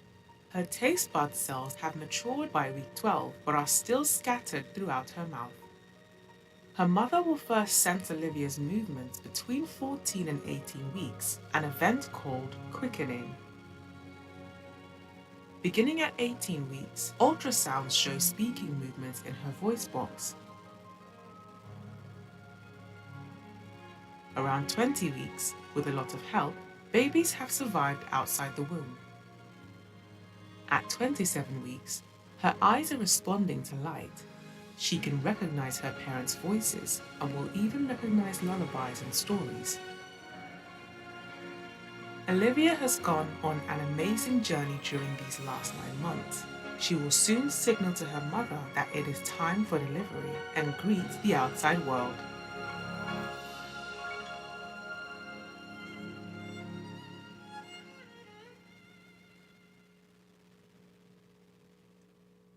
All right, well, our first speaker is from Live Action. We have with us today Noah Brandt. He serves as Government Affairs and Strategic Communications Director at Live Action. It's one of the nation's leading human rights nonprofits and the digital leader of the global pro-life movement. Live Action exists today to shift public opinion on abortion and defend the rights of the most vulnerable. Noah leads the Government Affairs program at Live Action, equipping all lawmakers to take bold action in defense of human life and to encourage public investment into our nation's most valuable natural resource, which is the American family. Before Live Action, Noah served at Americans United for Life, the National Republican Congressional Committee, and various political campaigns. He resides near St. Louis, Missouri. Noah, the floor is yours. Hey, thanks, guys. Great to see everybody. I'm Noah from Live Action. That was a video from Live Action. That was baby Olivia. Glad you guys got to meet her. Before I go into the things that I want to say, you know, the most important thing that we can do to win the debate about abortion is to illustrate the humanity of the preborn child. They are people, you know what I mean? They are people. And they don't always look exactly like us. And through gestation, they begin to look more and more like us. But at that moment of fertilization, is when a new genetically distinct human being comes into existence. And the more that we can talk about that, the more all of these other policy questions come into focus. Even, I was talking to a friend of mine who's a doctor, an OBGYN, and we were talking about, and we can get into this, like the most challenging cases that we always hear about, the horrific cases, the rape, the incest, the children, like a child being sexually assaulted and getting pregnant, these truly mind-boggling bad cases revolving around pregnancy. And the doctor told me this. She's like, step one that we say in every prognosis is it's a baby. That's the first thing. It's a baby. You're carrying a baby. So how can we move on from that, right? What are our next steps after that? It's not something else, even if it was in an extremely challenging situation. We, the pro-life movement, are in a fun and challenging situation. Chesty Puller, who's the most decorated Marine in the history of the Marine Corps, he served in the Korean War, and he, I don't know if there's any big Korean War buffs, but it's at one point the American military got like almost to the end of North Korea, almost to China. We almost took the entire peninsula. But then it started getting pretty dicey because the Chinese came in and started sort of kicking our butts back to the demilitarized zone. One day, Chesty was deep into Korea, and his commander asked him to give a sitrep, a situation report. And he called in and he said, well, we're surrounded by the Chinese on the east, the west, the north, and the south. So the situation is great because we can attack in any direction. That's where we're at, you guys. We can attack in any direction. Like in the ending of Roe v. Wade, that Dobbs decision, which was a very good thing, it was a victory because of how far back we were. We were living in a country as of June 23rd that said there is a constitutional right to kill a child. That's where we were. So all of our other victories for the past 50 years before that were kind of pyrrhic. They were kind of like, they were pretty low on the scale. We were moving by half a percentage point. So what ending Roe did is it put us back on equal ground. But we're really at the starting line because it did not do what the Supreme Court must do at some point, what Congress must do at some point, and what the American people must demand, which is full equal protection for preborn children. That's the only way forward. So my mission and the mission of Live Action, most of you guys, I don't know if anybody's heard of Live Action before this, we're most like a social media company. We do videos and everything. The government affairs stuff is somewhat new for us, but we feel like it's necessary because, especially post-Roe, the pro-life movement is lacking a bold vision, and we're lacking a unifying vision. Because as someone said in the last panel, maybe it was Emil, at the March for Life, what were people saying? Hey, hey, ho, ho, Roe v. Wade has got to go. We did it. Roe v. Wade ended. What's next? And I don't think that the movement has a clear enough answer to that. And so if there's one thing that me talking for a few minutes does today, I hope it would be, here's a clear answer, at least for what our new North Star could be. So I'm going to say three things here, okay? We need to completely end abortion, okay? And especially in the state, there are many states we can do it now.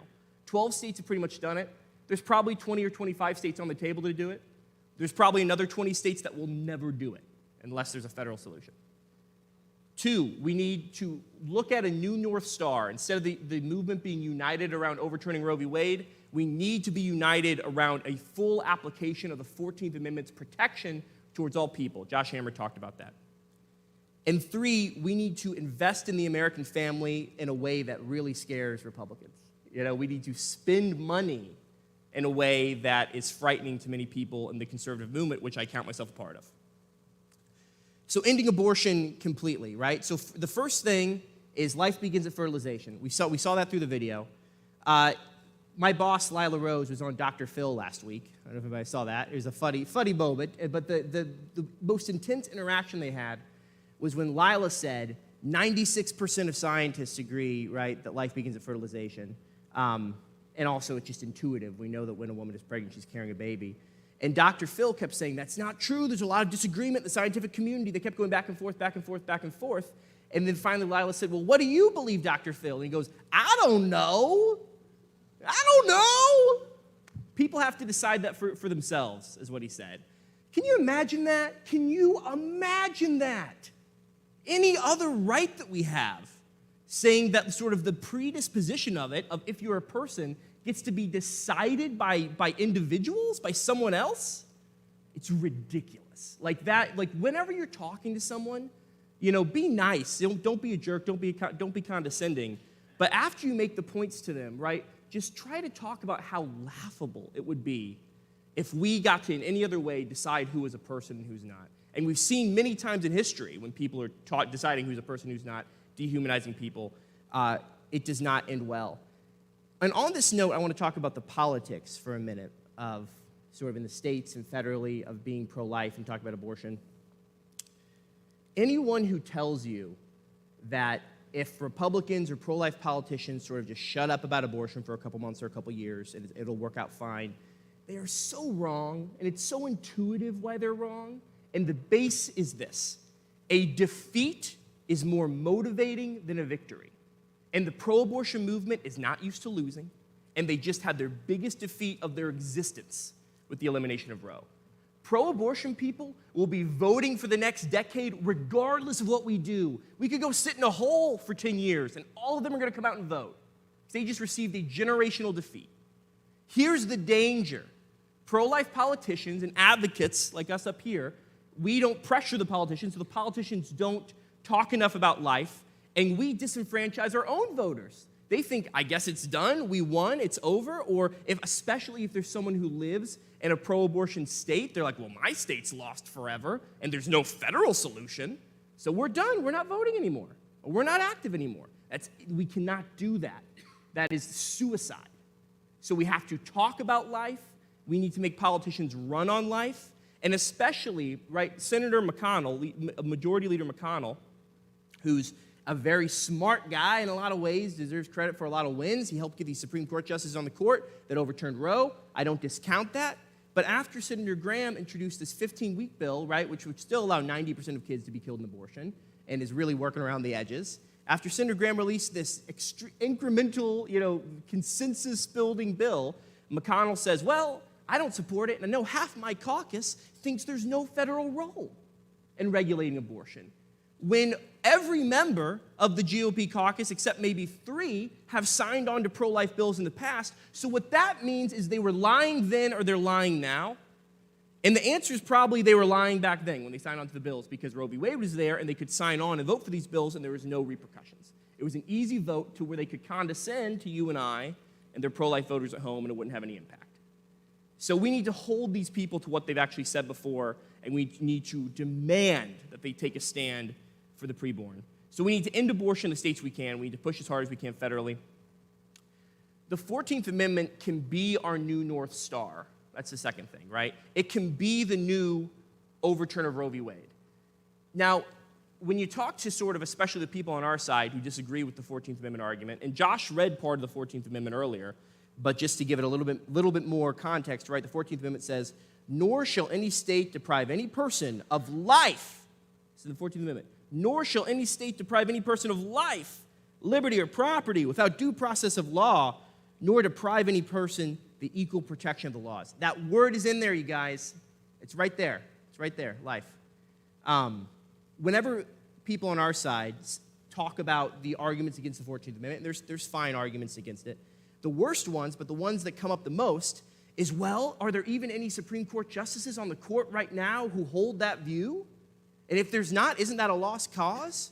It only took 49 years, which seems like a long time, but it only took 49 years to go from a court that 7-2, 7 justices voting for it, says there's a right to kill a preborn child, to June 24th, where there's 5 justices that says the Constitution is silent on abortion, which is a much better place, right? We're going up. And so I think it can take less than 50 years to have a Supreme Court that affirms the right to live. For decades, that was one of the goals of the conservative legal movement was to vet judges and to vet new judicial candidates and say, at least publicly or privately, what do you think of Roe v. Wade?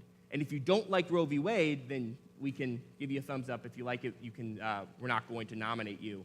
And that needs to be a new litmus test that the pro-life movement imposes on nominees, judicial nominees, federal judicial nominees. And the first step to that, it's not an easy process, but the first step to that is ensuring the people who run for president on the Republican ticket understand this.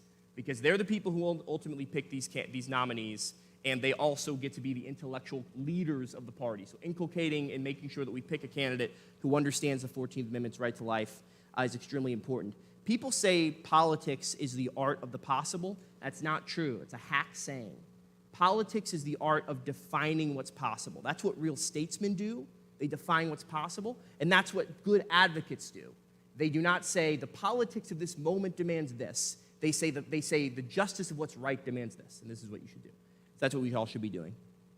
And then third and finally, we need to be investing in the American family truly like never before.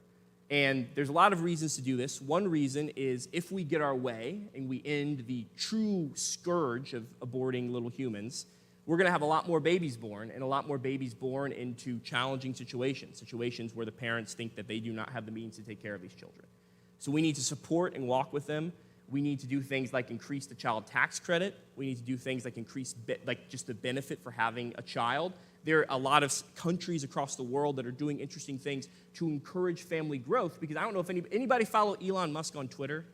Anybody do that? Elon Musk is a fun Twitter, and one thing where Elon Musk is kind of with us, right, because in general he's a little bit of a cultural lib, but he's with us on the coming fertility crisis, right? The country, our nation, is going to face a crisis in the coming decades of not enough people. And some people say immigration can kind of stem the tide. It can do some of it, but it can't do all of it. And so we need families to be having more children. So I think that moving the pro-life position from just anti-abortion and supporting families, which is important. I am proudly anti-abortion, proudly anti-child killing, proudly supporting families.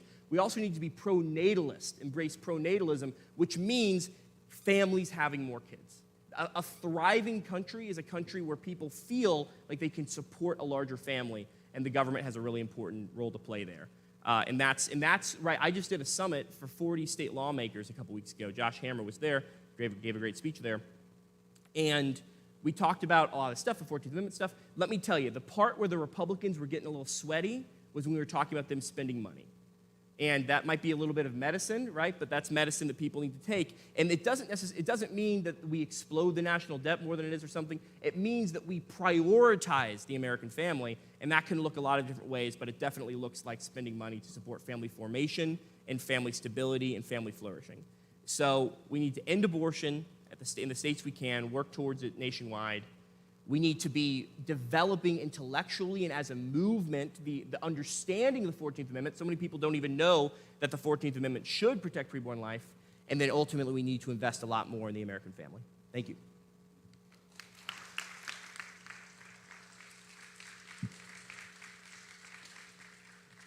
Well, thank you, Noah. And we will talk a lot more about pro-family policy in our next panel.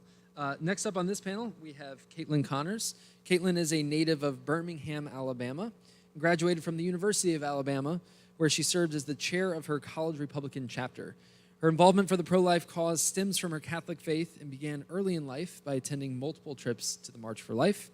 Following graduation, she moved to Washington, D.C., I'm sorry about that, and began working with the Susan B. Anthony List in February of 2016. During her time with SBA List in Washington, she served as the political coordinator and political director. She has since moved back to Birmingham, good choice, and serves as the Southern Regional Director there. So, Caitlin, I'll hand it over to you. Yeah, thank you so much. Okay, I think y'all can hear me.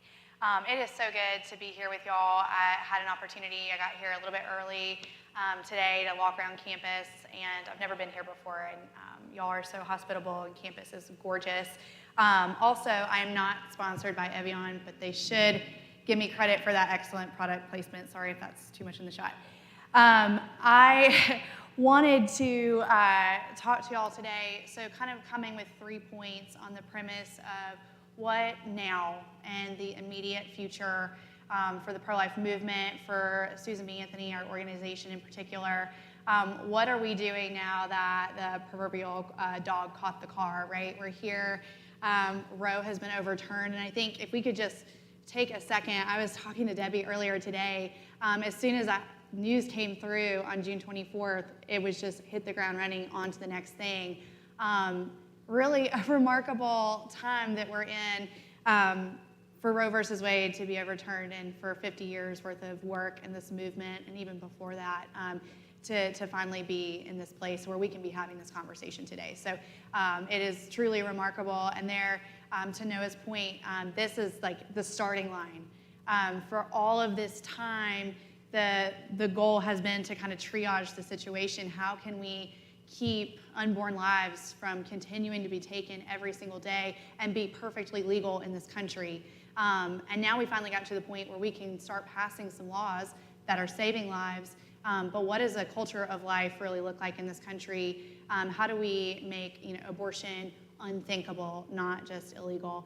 And so a lot of states have, whether they had trigger laws that went into effect once Roe was overturned, I'll talk about it in a second, some special session legislative activity, but we're seeing a lot of states aggressively fight for life and have those life-saving laws on the books. So from our perspective with the movement, with this organization, kind of three things in the immediate. And we've talked a little bit about elections today.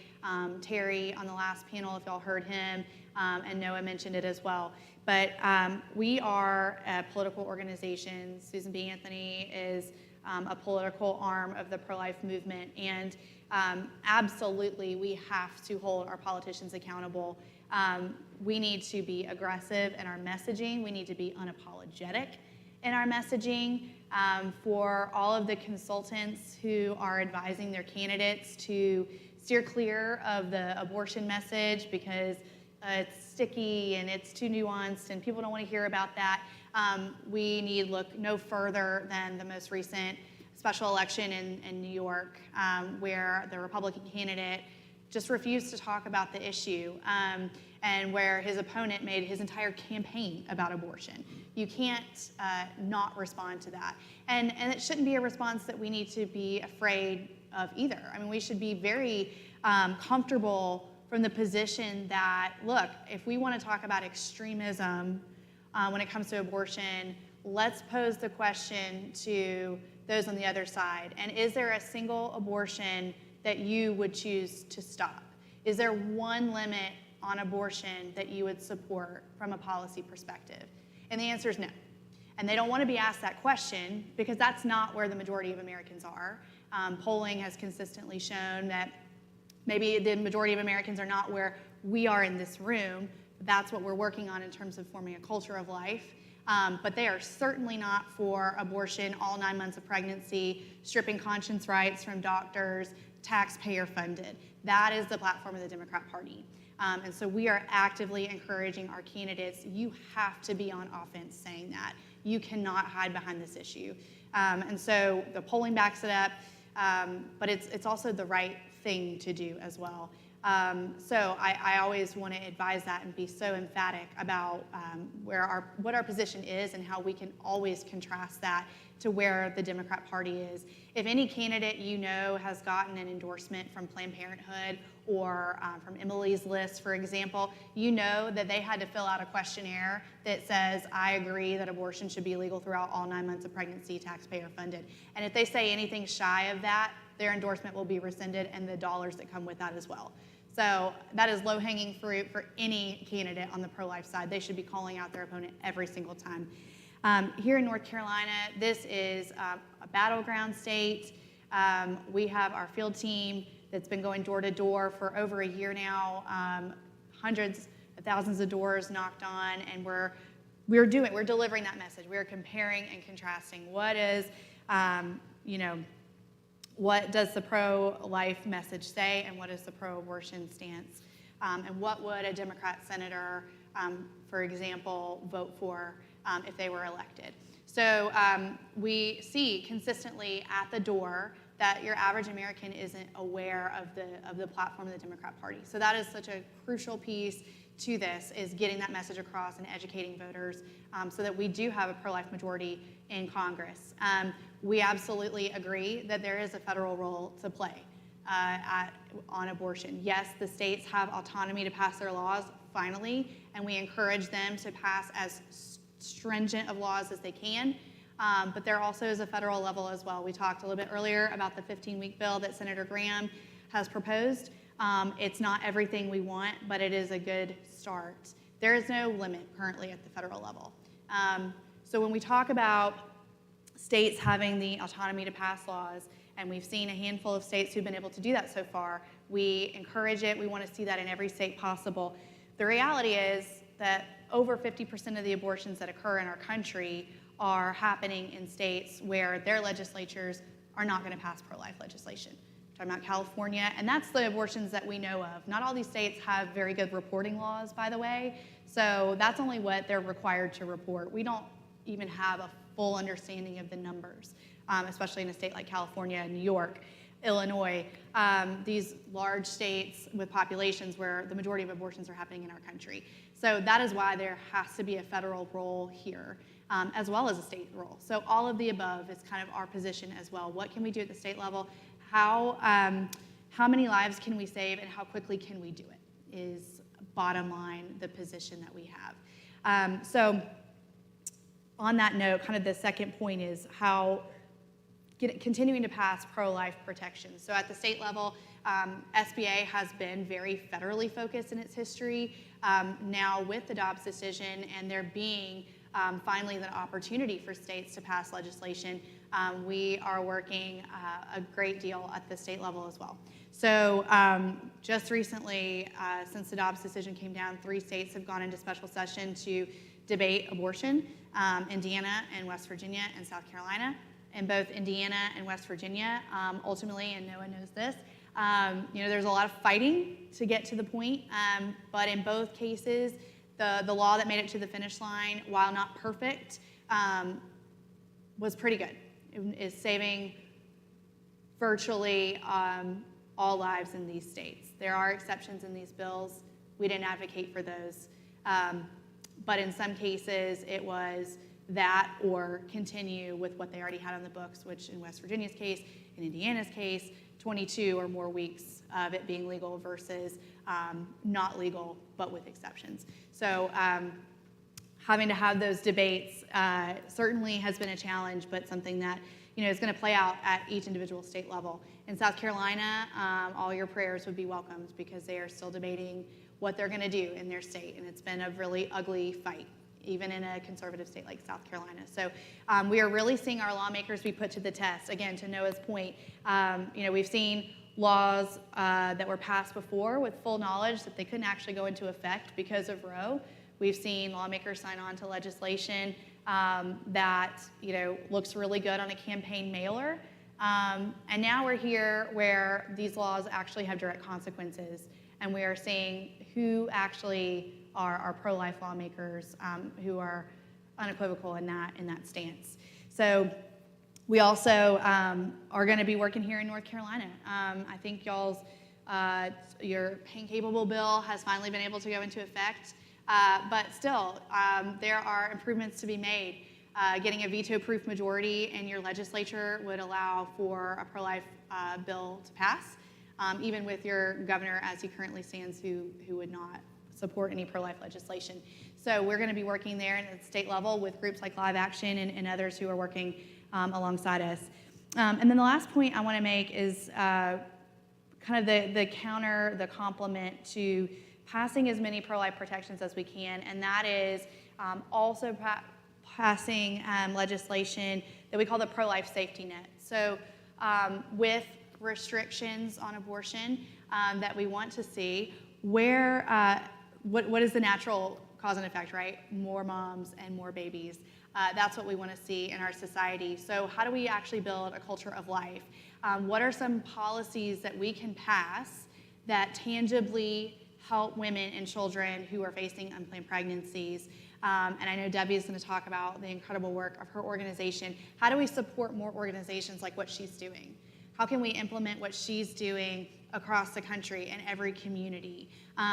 There are so many different options that we have in terms of legislation that could be passed that can directly affect this. So whether it's tax credits, whether it's adoption and foster care reform, discussing things like maternity leave, discussing coverage, and again, Noah, I keep bringing up your points, but you made up really great points. That again, we're going to have to convince some of our consistently go-to lawmakers who are a little antsy when it comes to government spending. But how do we focus that government spending on what it should be there for, and that is to help foster the family and to create this culture of life in our country. If we are pro-life, how do we follow up with our policies and our stances in this country, not just on policies that restrict abortion, but also create that culture of life? So we're seeing a lot of initiatives across the country doing that. Our organization will be working on that, again, with other organizations, but really expressing to lawmakers, this is the new frontier. In my state, in Alabama, there is no, abortion has been made illegal throughout all 9 months of pregnancy, and we have life of the mother exception. We have a lot of work to do still, though. This is, again, a starting line for us. How do we create a culture of life in our state? And then how do we replicate that across the country? So we're working on that. We want to walk with moms in need. An entity of our organization is called Her Plan, Her Pregnancy Life and Assistance Network. And that the goal of that is to go into a state and to take an inventory of all the different entities that work towards helping mom and baby. Those that are obviously pro-life, like our pregnancy centers, but then services that exist that we don't necessarily think of as pro-life, but maybe it's a church who has a carpooling service or a food pantry. Those are things that tangibly help women and children and families. How do we identify all of those things that exist in our communities and make sure that at a statewide level we are aware of each other? Just because something's going on in the northern part of the state, the southern part doesn't understand, how do we connect those resources together to really create this safety net for women and children? So we have a big fight ahead of us, but it's an encouraging one that we even get to be in this position to have this conversation. And so I'm so grateful for all y'all to be here, and happy to talk more about this afterwards. But thank you so much.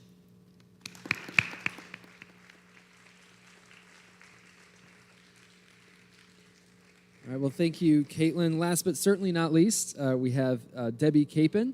Debbie has been a pro-life activist and leader for nearly 2 decades.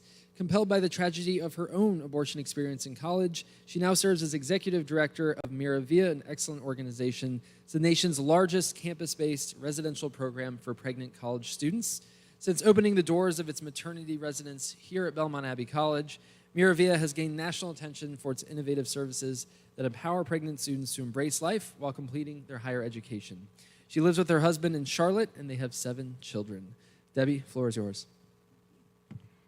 Wow, if I'd heard that introduction, or you had gone back in time and told me in college that someday I would be here on a pro-life panel and a mom of 7, I would have probably not only laughed in your face, but would have slowed down on the wine coolers, okay, because that's never going to happen.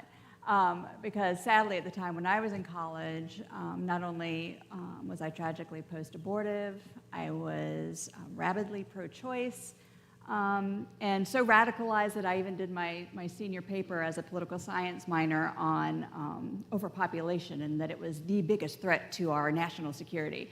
So yeah. But thanks be to God and His divine mercy, I can be here today, and I'm sure that and it's funny because I always said I would never have more than 2 children because, that would be overpopulating the earth, and so I'm sure that the 5 additional kids I had beyond that are happy that I changed my ways too. So I'm humbled and happy to be here as the executive director of Miravia, and I'm here to represent all of the organizations, like everyone's been referencing, that are there walking alongside women. I see other people from other organizations here today that are doing great work outside of the politics of the matter. While I believe that this is the future of the pro-life movement in the United States, it's not just the future, it's been the past too, and the present. Miravia started 28 years ago as a standalone maternity home in Charlotte. And over the years, it's grown, it's evolved in response to the needs and the feedback of pregnant women, of the people that we serve. Part of that was that we founded an outreach center in Charlotte so that women who don't need a place to live but just need help can come and receive the things they need as a mom. So I'm blessed to say that since then, we've served more than 11,000 women and children. And we give away tens of thousands of diapers every year, and wipes, and thousands of bags of clothes and cribs, car seats, strollers, all the things that moms need but are a struggle for them. And so the community can give them to us, and then we provide them straight to women in need, and we provide the life skills classes and support groups that they need long term, not just one time. But today what I'd like to focus on is our college-based program that's here at Belmont Abbey. And that portion of our program was also a response to a need. Back in 2004, before I came on, the organization was doing some long-term strategic planning. And they were looking for who needs the most help. And research was pointing to college students. That not only were they the most abortion vulnerable, they were the most underserved. No one was paying any attention to them. And that hunch was proven correct later through studies like Perception is Reality by Feminists for Life. And so during that time in 2004, through divine providence, Abbot Placid Solari, who you saw in the video, happened to be at an event for Miravia and was chatting with some board members. And he asked them, he said, well, aren't most of the women that you serve college-aged? And yes, they are. And he said, well, if you ever decide that you want to serve college students, my brother monks and I would probably be able to donate the land. And so it was from that brilliant idea, that generous offer, that we are here today. And it turned into the long-range plan, it turned into a capital campaign, and it turned into the beautiful facility that's just a short stroll from here. And since those doors opened in 2013, we have now served students from 12 different colleges, spanning 9 states, from as far away as Texas. She got in a plane and flew here from Texas. And so it's really become a destination, and it's proving that the need is there. I always like to, as I get older, fewer people have seen this movie, but there's a movie called Field of Dreams, and it really was like that. It felt like that. If you build it, they will come. And so what happens after they come to Miravia? Well, our mission is to provide the practical support that they need so that they can embrace motherhood and continue their higher education. Keep them on the course that they were on. We're not trying to steer them in a different path. We're trying to help them stay on the path that they were on while embracing the joy of motherhood, whether they choose to parent or if they choose to place for adoption. We all want to be there and help them with that. And what that looks like is our faculty and our staff in our facility are there, and they can stay there until their child turns 2 years old. And we would love to keep them even longer, but the state of North Carolina is pretty heavy on regulations, so we can't. But while they're with us, they have their own room. They have community areas where they live together and dine together. We provide the child care while they're in classes. We provide life skills courses so that they can learn how to be the best moms and citizens possible. And we even provide weekly one-on-one case management to help them to identify their goals, identify what they need to do in the next 30 days, 60 days, 90 days, so that by the time it's those 2 years are up, they have a plan and they are ready for success. And so it's such a blessing to be a part of that. And what our residents tell us time and time again, we always ask them to do an exit interview when they leave. And despite all these services that our staff is providing, you know what the number one thing they say that they valued the most, outside of their beautiful child, of course, is the community and the relationships that they make. Because college, that's a big time. And as Dr. Thierfelder said, it's those friendships that you make that become your village, not just in college, but beyond. Our residents end up in each other's weddings and become, godparents to future children. This is the life that we all want, right? And all they need is that support. I always say it's not rocket science, it's just being there for people and helping them. And one of the unexpected, friendship results of Miravia being here that I love to see is the interaction with the student body.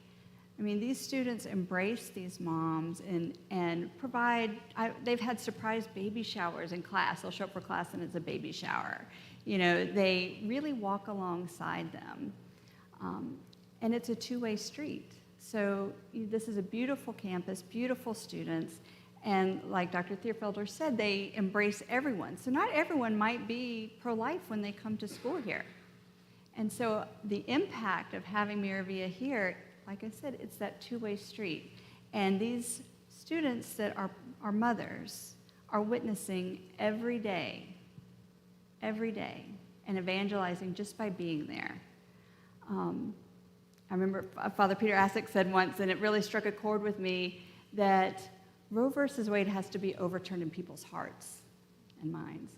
So while it's already been now overturned in the courts, seeing students on campus that are pregnant or parenting, that will change hearts and minds.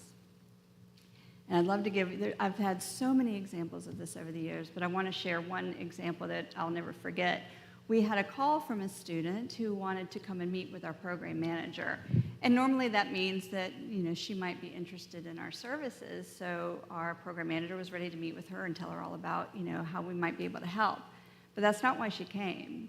She felt compelled to come and tell her that when she came to school, she was pro-choice. She thought for sure that abortion had to be legal for women to succeed, to have that option if they needed it. And she said, I want y'all to know that just by seeing your students and meeting them and getting to know them and seeing their success, I've done a complete 180. She said, I don't think abortion should be legal. Women just need support. And so if that can happen for her, how many other people is it happening for that they're not calling us, that we don't know? And if it's happening here, why can't it happen at more schools and more places? And inevitably, when I give a tour to someone and they come through and they've not been to the residence before, and I'm showing them everything and talking about all the success, inevitably they'll say, why isn't this at every school? And I always say, good question. But we want to be. And so that's what I would love to see, is that more colleges welcome this, just like if you have a Newman Center on campus, or if they outsource dining services to Chartwells, why not outsource it? Bring in maternity homes, bring in Miravia or a local organization to provide that support. I don't know how to run a college, all right? And colleges might not know exactly the specific needs of a pregnant student. And that's what's so beautiful about this relationship between Belmont Abbey and Miravia. It is proof that organizations can come together, work together. If they see a common problem, they can find a common solution that's common sense and practical. And it just takes that agreement. It takes that synergy. It takes just working together for the common good. And if there's one takeaway from this, I hope that all the good work that's being done by all the people here, that is the future. That is the future of post-Roe. And I would be remiss, I would be a bad Southern girl and not represent the Benedictine way if I didn't extend that hospitality and say, if you've never come see us. Find me afterwards, I'll give you my card, we'll set up a tour. Because just like the Baby Olivia video, people need to see the solution. And so we need to continue to be the solution. So please come and find me, come and see us at Miravia, and I look forward to working together with y'all.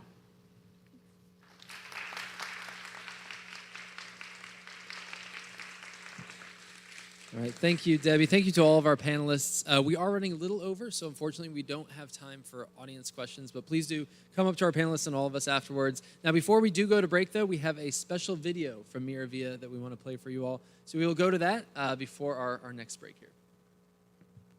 Hi, my name is Amelia Pippin. I am currently a residential supervisor at Miravia and an admissions counselor at Belmont Abbey College.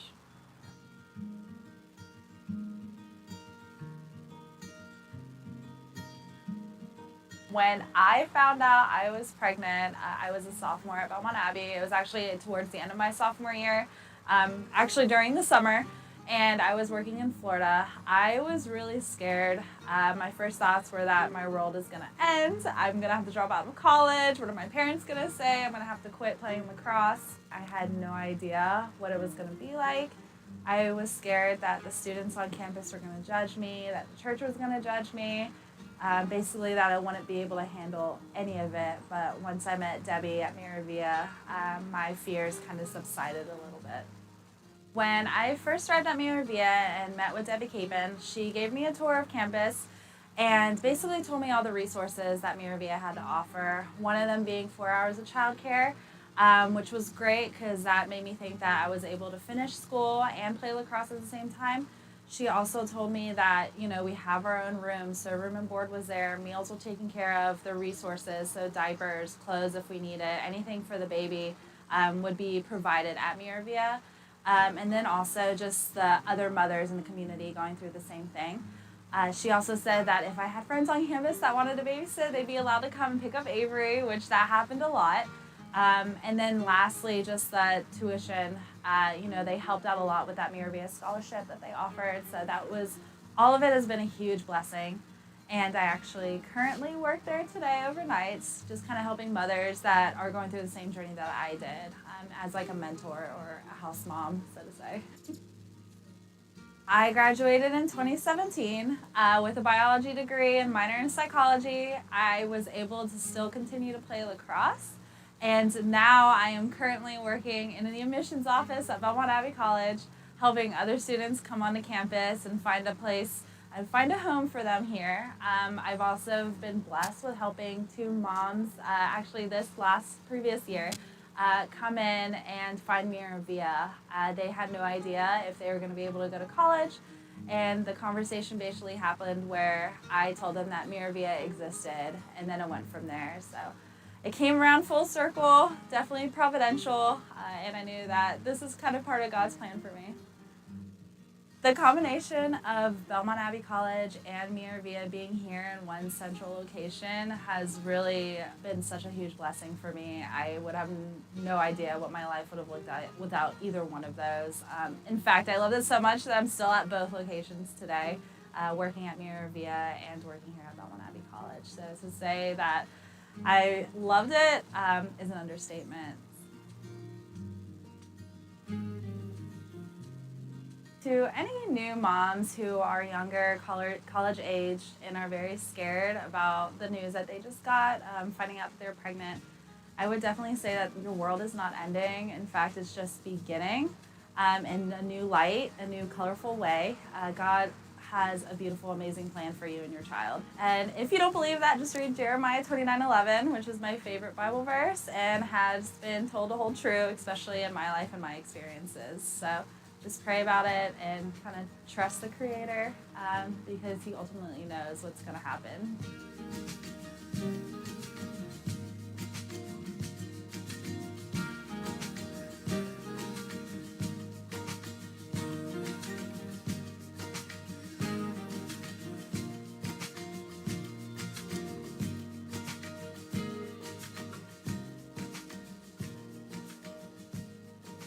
What a wonderful organization. With that, we'll head to our break, but be back here in just about 20 minutes at 4 o'clock for our last panel.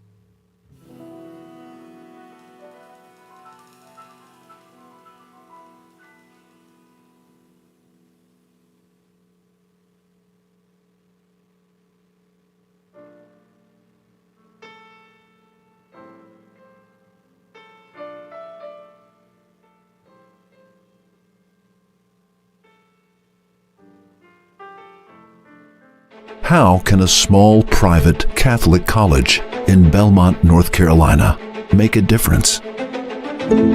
Founded in a time just after the Civil War by Benedictine monks,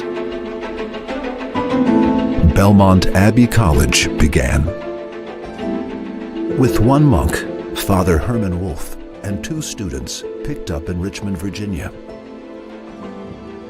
They started classes on the day they arrived, on April 21st, 1876. The seed was planted. The beginnings of the Abbey were guided by its first abbot, Leo Haid. Under his leadership, the invaluable foundations of our college were established. Those early days were rough, a constant reminder of the Benedictine rule on humility. Despite the struggle to simply survive, the monks dedicated themselves to the establishment of an institute of Catholic education. Emboldened with a zealousness for their mission, the monks gave us the Catholic educational tradition, the appreciation of the arts, the welcoming of all people, of all races and all faiths, the dedication to academic quality, and the establishment of monasteries, schools, and parishes in North Carolina, Georgia, Virginia, and Florida. The impact of this small Catholic presence in the South had already begun to bear fruit. Now, in a new century, we've created a place where our students find friendship and joy in a community of faith that leads them to learn a skill, a profession, to seek truth, honor, and meaning, to thrive in this life and in the life to come. Since those early days of its founding, Belmont Abbey College stands as a beacon of faith, hope, and knowledge. Our mission is to educate students in the liberal arts and sciences so that in all things God may be glorified. That's a powerful first sentence. I didn't say money, power, fame, pleasure. St. Thomas Aquinas talks about those 4 things, and he says, you know, if you don't have first things first, those 4 things have the potential to become addictions. So here it's really about that in all things God may be glorified. The second sentence says, in this endeavor we're guided by the Catholic intellectual tradition, the Apostolic Constitution by St. John Paul II, Ex Corde Ecclesiae, and the Benedictine spirit of prayer and learning. And basically, to sum that up, it's about seeking the truth. We go into every discipline we have here, seeking the truth, because we believe when you get that glimpse of truth, in a sense, you're getting a glimpse of God. You're getting an insight into God.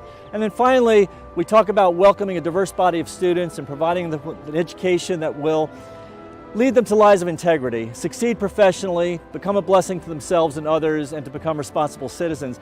That's what it's about here. The Abbey has a presence that can only be attributed to Jesus Christ. Our campus is centered on Him, guided by truth and fortified by the monastic foundation that makes this place home. From the beginning, there was a twofold emphasis to prepare our students for a successful professional life, building on what we believe are their God-given talents. But even more important for Benedictine education is formation of character. That is, formation for a truly good life, which is a foundation for everlasting life. Ultimately, for us as Benedictines, the purpose of the college is, as I said, to seek truth, to form people for a good moral life and people who can make good human community, and to do that for the glory of God and ultimately the salvation of souls. Our modern community life emanates from a 1,500-year-old tradition of mutual love and hospitality. There we find our roots and our spirit, and it continues to reverberate with friendships that last a lifetime. With talented and caring faculty to guide them, our students find their passion, develop skills, and go on to successful and joyful lives. But fun abounds too. From our championship-winning Division II athletics, to our Abbey players, to our great books-grounded honors college. Life is more than lived. It is dared and adventured. Abbot Leo Haid had a wonderful prayer as he blessed the cornerstone of actually the building behind me. He said, "The work and prayers here shall spread God's blessing over this beautiful country in the years to come, when perhaps few of you who are listening to me now shall be among the living." I love that. The work and prayers here. That's the ora et labora of the Benedictines. That's what they do day in and day out, that work and prayers. But then you ask yourself, well, how's that going to spread God's blessing over this beautiful country in the years to come?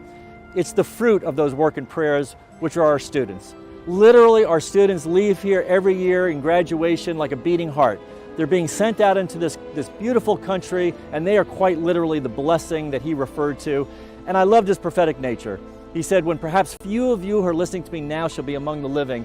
He had such hope and he had such confidence, and I think he had such foresight to see this place was going to keep going long after they were not here, after others listening to him weren't here. And I'm praying and hoping for the same thing. Our students leave here prepared, knowledgeable, and spiritually fulfilled.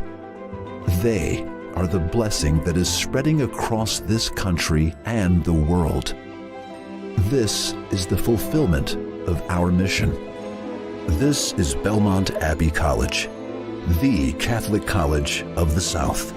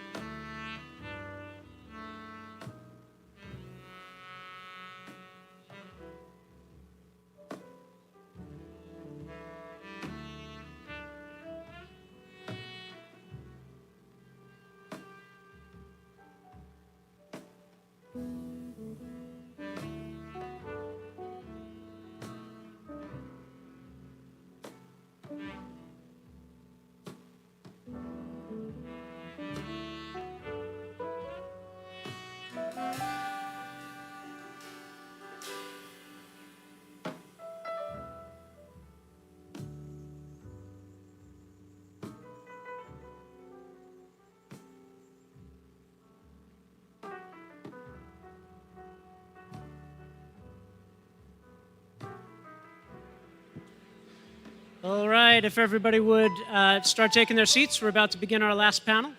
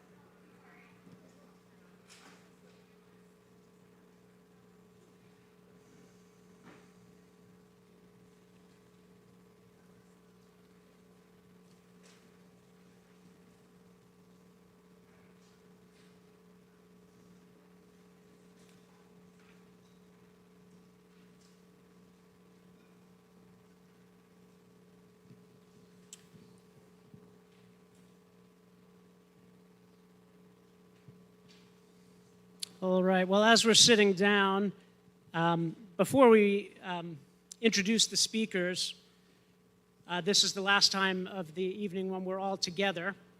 So thank you again for coming, but I need to thank a number of people who have done incredible work in bringing this event together. So first, thank you very much to all of our friends at the American Conservative, Emil, Sean, Will, Micah, Harry. for all you've done in putting this together. We're incredibly thankful. We're thankful for your friendship and continued friendship at the Belmont House up in D.C. We want to thank all of our sponsors, Live Action from the last panel, Miravia, and I'll talk about Tan Books in just a minute. Thank you, of course, to all of our speakers in all three panels. We actually have a nice gift bag that will be given to you pretty soon, I think, if not already. Thank you to Chartwells, who's done an incredible job in providing us all the food for our event. But finally, and really importantly, I'd like to thank Samantha Donahue and her team in the College Relations Office, including Allie, Laura, and to our marketing team, Rolando, Diana. They have done just incredible work in the last few days, especially in late nights, getting all the tech up and going, getting out last-minute invitations to dinner, all of these things. So they have just done incredible work, and I just want to thank them publicly right now, please.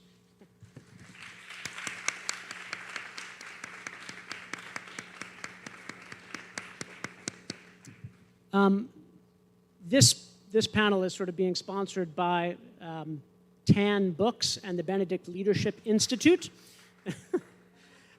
There you go. That was a plant. Yeah, no, I'm kidding. And we just want to show you something from Tan right now.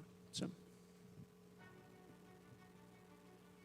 Tired of liberal agendas and woke politics being pushed in education and entertainment? Get the engaging and truly Catholic education you've always wanted with Tan Courses. Tan Courses brings you the best world-class Catholic scholars on demand in your home or on the go, featuring dozens of fascinating courses on literature, history, theology, philosophy, and scripture. All courses feature half-hour lectures on topics both intellectual and entertaining, taught by university professors with the highest academic pedigree. Every video lecture is packed full of engaging graphics and animation, and the audio editions are perfect for the commuting learner. For high schoolers looking to get a leg up on college applications, check out the Tan Academy homeschool sets, which include a special course guide with quizzes, essay prompts, suggested reading, and more. Tan Courses. Liberal arts without liberal agendas. Learn more at tan-courses.com. Thank you. So as I mentioned in the first panel, my role here at Belmont Abbey College is that I'm Dean of the Honors College, which is a 4-year Great Books program. And I get to do my shameless plug here. I did enough work for this thing. So hey, now we have kind of an interesting curriculum that ends with a senior year called The Crises in the West. So we do our first 3 years, ancient Christian, modern great books, and then we end with something called The Crises in the West, which are a number of topical courses about the most important 20th, 21st century crises, intellectual, moral, theological. And one of those courses, taught by our own Dr. Basil, will be taught again in the spring, is a course on love, friendship, and marriage. And I think this last panel for the day is looking deeply at that crisis of love, of marriage, of the family, which in many ways is the underlying cause for the abortion crisis. And so we're going to kind of delve deeper into family policy here in this last session. I guess to do it in the way that Emil has done it, I will introduce you one by one. The question that I'm sort of posing here at the beginning is that I'm going to start with the cliche accusation against pro-life people.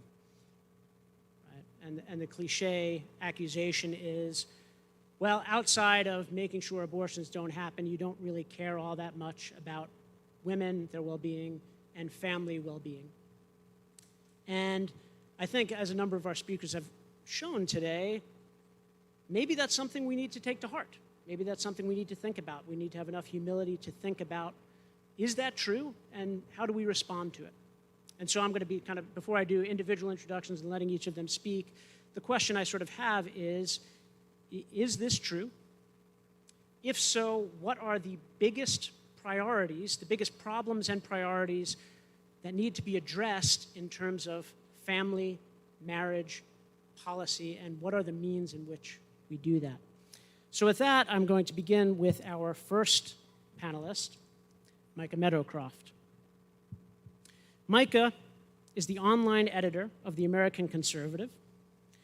Before joining The American Conservative as managing editor in February of 2021, he served as White House liaison at the United States EPA and assisted in speechwriting there.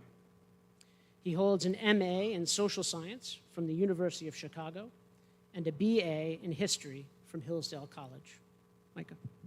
Thank you, Joe. As we discuss family policy, and mean by that how we can support and promote family formation in the United States, I am reminded of what is alleged to be an old 19th century newspaper classified that periodically gets shared on social media. It reads, "Chance for a spinster. A young man in Aroostook County, Maine, advertising for a wife, speaks of himself as follows. I am 18 years old, have a good set of teeth, and believe in Andy Johnson, the Star-Spangled Banner, and the 4th of July. I have taken up a state lot, cleared up 18 acres last year, and seeded 10 of it down.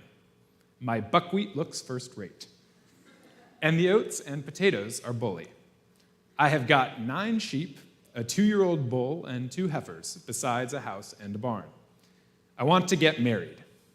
I want to buy bread and butter, hoop skirts, and waterfalls for some person of the female persuasion during life. That's what's the matter with me, but I don't know how to do it." The advertisement is an endearing snapshot of a very different America and the sort of sourceless internet detritus one hopes is real in a concrete historical way.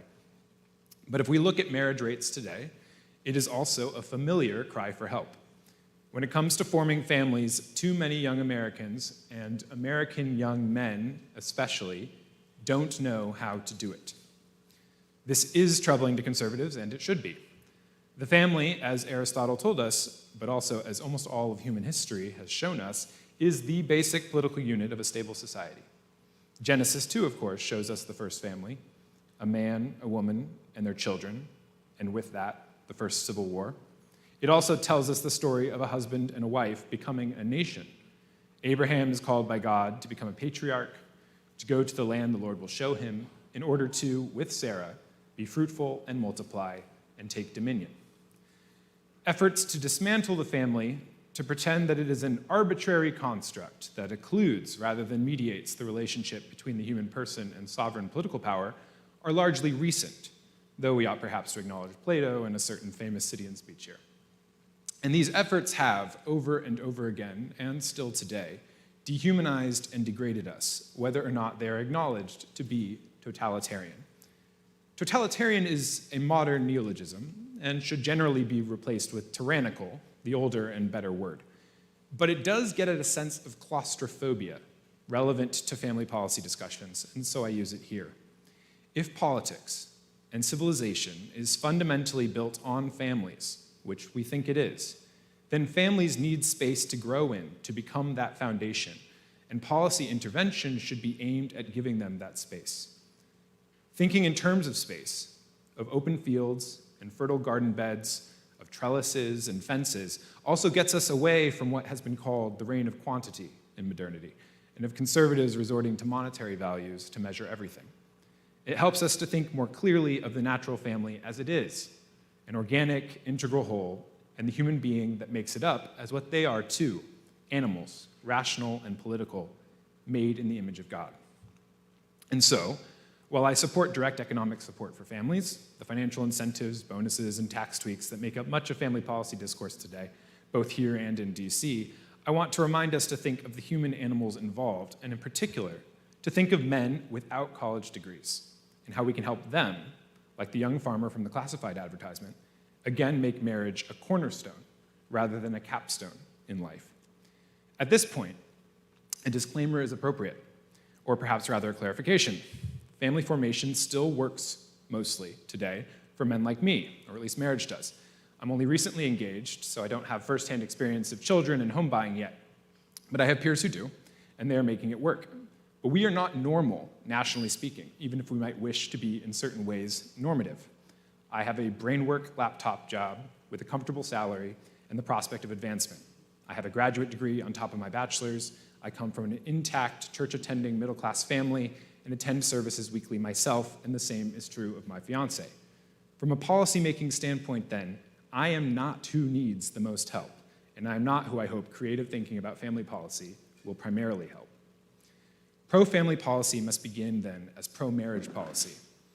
The young farmer of our classified has what so many American men today, approximately 16 million as of 2015, and probably much more today, do not have, namely a job. More than a job, our homesteader has an occupation. He knows what his work is for, as he farms, to grow buckwheat, oats, and potatoes, and he can see the fruit of his labor with satisfaction. He knows what his work is worth, too. It makes him marriageable. Men without college degrees are not all going to be able to join the trades or to become truckers or, under current conditions, to be farmers. Interventions are required, and we must learn to think of pro-male employment interventions and anti-diploma industrial complex interventions as pro-marriage interventions. Surely the biggest disqualifier for men seeking marriage in America today is not just the financial insecurity of underemployment and low-wage service work, setting aside for a moment full-on unemployment, but the dispiritingness of it all. Male educational outcomes are just as dispiriting. The pathologies that plague Americans of obesity, of substance abuse and addiction, of crime and incarceration, of endless video games in proverbial and literal basements stem in part from miserable work for miserable pay with no prospect of growth, no space to roam in. American men have lost their mojo, they've noticed, and thus so have the women. Our Maine homesteader has space that has let him become marriageable in a more literal sense, too. He owns property. By a state program, he has acquired 18 acres and cleared them at 18 years of age. He has a house and a barn. Do you have a house and a barn? I think you're very fortunate if you do. I'd like to have a house and a barn. But as you've probably noticed, there is a mismatch in America between places where there are reasonably good jobs to be had and places where there are 18 acres to fill with shouting children. This area might be one of those lucky places. I don't really know Charlotte very well. But nationwide, we can hardly expect married American couples to do their fair share of baby making if they can only look forward to decades in a tiny apartment. This is perhaps where I get more pro-monetary intervention and more self-serving in my family policy recommendations. We've got to make home ownership affordable for young people, one way or another, and better yet, some real acreage. To harken back to Genesis, for human beings, having space to subdue and fruitful multiplication go together. But even as we talk about direct cash support or worry about repeating the 2008 financial crisis, let's also consider the major distorters in America's real estate market. That we don't build enough is a given. But Chinese nationals and Bill Gates and BlackRock also own enormous portions of American farmland and American single-family housing. The Fed still owns much of the West, not all of it national parkland or leased natural resources. A confident pro-family statesman can probably think of a few things to do with all that. Work and property conditions are a couple material reasons American men don't have the space to grow into husband material. Farmer Boy has them, and men today do not. But it's also true that in all his room to roam, our young farmer doesn't have something that they, meaning men today, do have, a kind of negative space in the supposed freedoms of no-fault divorce. The statistics make clear the vast majority of divorces are initiated by women. Our homesteader is seeking a wife in a world where, not just culturally, but legally, there will be more ties that bind him and his bride together. Like the fish in the ocean, there's true freedom in limits and space to grow in the fence of a socially reinforced marriage. There is a confidence to that it would be hard for us to approximate. Marriage is placing a bet on the future, and the odds are partly worse today because the rules are simply different in this very important way. In the end, the farmer doesn't know how to get married, so he asks the newspaper man to help him. Material and legal conditions aren't enough, though they're not nothing. It takes a culture of marriage and a culture of children to make a culture of family, and that requires hope, a real sense of hope in the future and gratitude for the present, a belief that the world is worth giving to another generation. The homesteader believes in Andy Johnson, the Star-Spangled Banner, and the 4th of July. He wants to get married because of bread and butter, hoop skirts, and waterfalls, but also because he has confidence in his country. The American baby boom occurred in 2 decades of American triumph, and during the space race, the new frontier. I do not think that was an accident. Cultural Christianity and old normative social expectations gave a script, but a confident optimism in the country's capacity for growth, in a sense of genuine open space, gave the American man and the American woman with him, for the sexes rise and fall together, something to aspire to, and the boldness to bring many children into this world. I don't think Mars can be that frontier for us today. We've lost too much of the shared vision for the poetry of engineering we had during the space race for outer space today to capture the country's heart. But in the time of population contraction that we are entering, real space here in North America, real frontier, will again open to us, and it is for American men and their families to fill it. Thank you.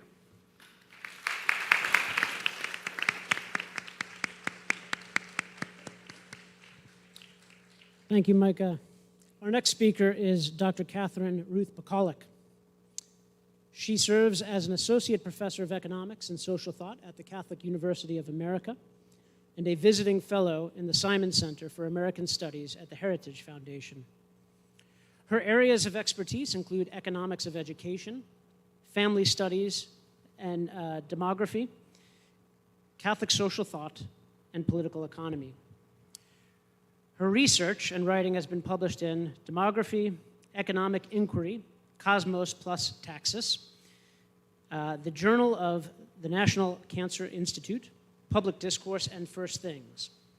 Together with Trent Horn, she is an author of Can a Catholic Be a Socialist?, published in 2020. Her current monograph in progress is entitled Hannah's Children, the Story of American Women Quietly Defying the Birth Dearth, and What It Means for the Future of the Nation.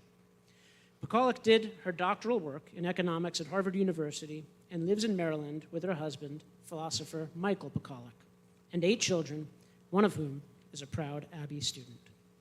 Dr. Pacolic. Thank you. Is that good? That's good. You can hear me? All right. It seems we both got on the agrarian theme, so that was great. Completely unrelated to this event, this morning I was listening to a talk that my son, who's an engineer, sent to me. He said, this is some great tips about how to give a good talk. I thought, well, I'm about to give a talk. I hope I didn't break any of the rules. And the first rule was not to speak at 4 o'clock in the afternoon. So I was also told by, this is an engineer giving a talk about how to give great talks, which seemed interesting to me. He also said not to start with a joke. And then finally said you should have a prop. You should always have a prop. And I thought, well, I don't have a prop. I'm heading in. But I do have a parable. And so I'm going to start with a parable. And we're going to stick with the farmer theme. So this is the parable of the unhappy farmer. So once upon a time, there's a farmer with a prized cow. And this cow produces delicious, nourishing milk. The cow grazes in verdant pasture in a valley full of fragrant grasses. The delicious milk provides for the needs of the farmer and his family. The farmer takes very fine care of his cow. In the morning, he brushes its coat, and at bedtime, he reads it Good Night Moon. The farmer is happy, and the cow is happy. After a time, the farmer wants to share his happiness with more animals. He buys horses, chickens, and ducks to join the cow in the pasture. He continues to take care of the animals by grooming them and reading to them. One day, the farmer notices that his prized cow produces less milk than before. He's alarmed and reads the cow an extra bedtime story. With dismay, the farmer observes that the milk production continues to decline. The milk becomes thin and begins to taste poor. The farmer becomes both angry and desperate. The fine milk of the cow was sustenance for him and his family. He buys sheep and goats and adds them to his pasture, hoping for milk from them instead. In the meantime, he increases story time for the cow, imports a bard to sing to the cow, and devises special spa treatments for the cow. No farmer in the history of the valley had ever treated a cow so well. But all his work is to no avail. The cow's milk continues to decline and finally dries up. The goats and the sheep never produce enough milk to feed the farmer and his family. The happiness which once reigned in the valley is but a bitter memory.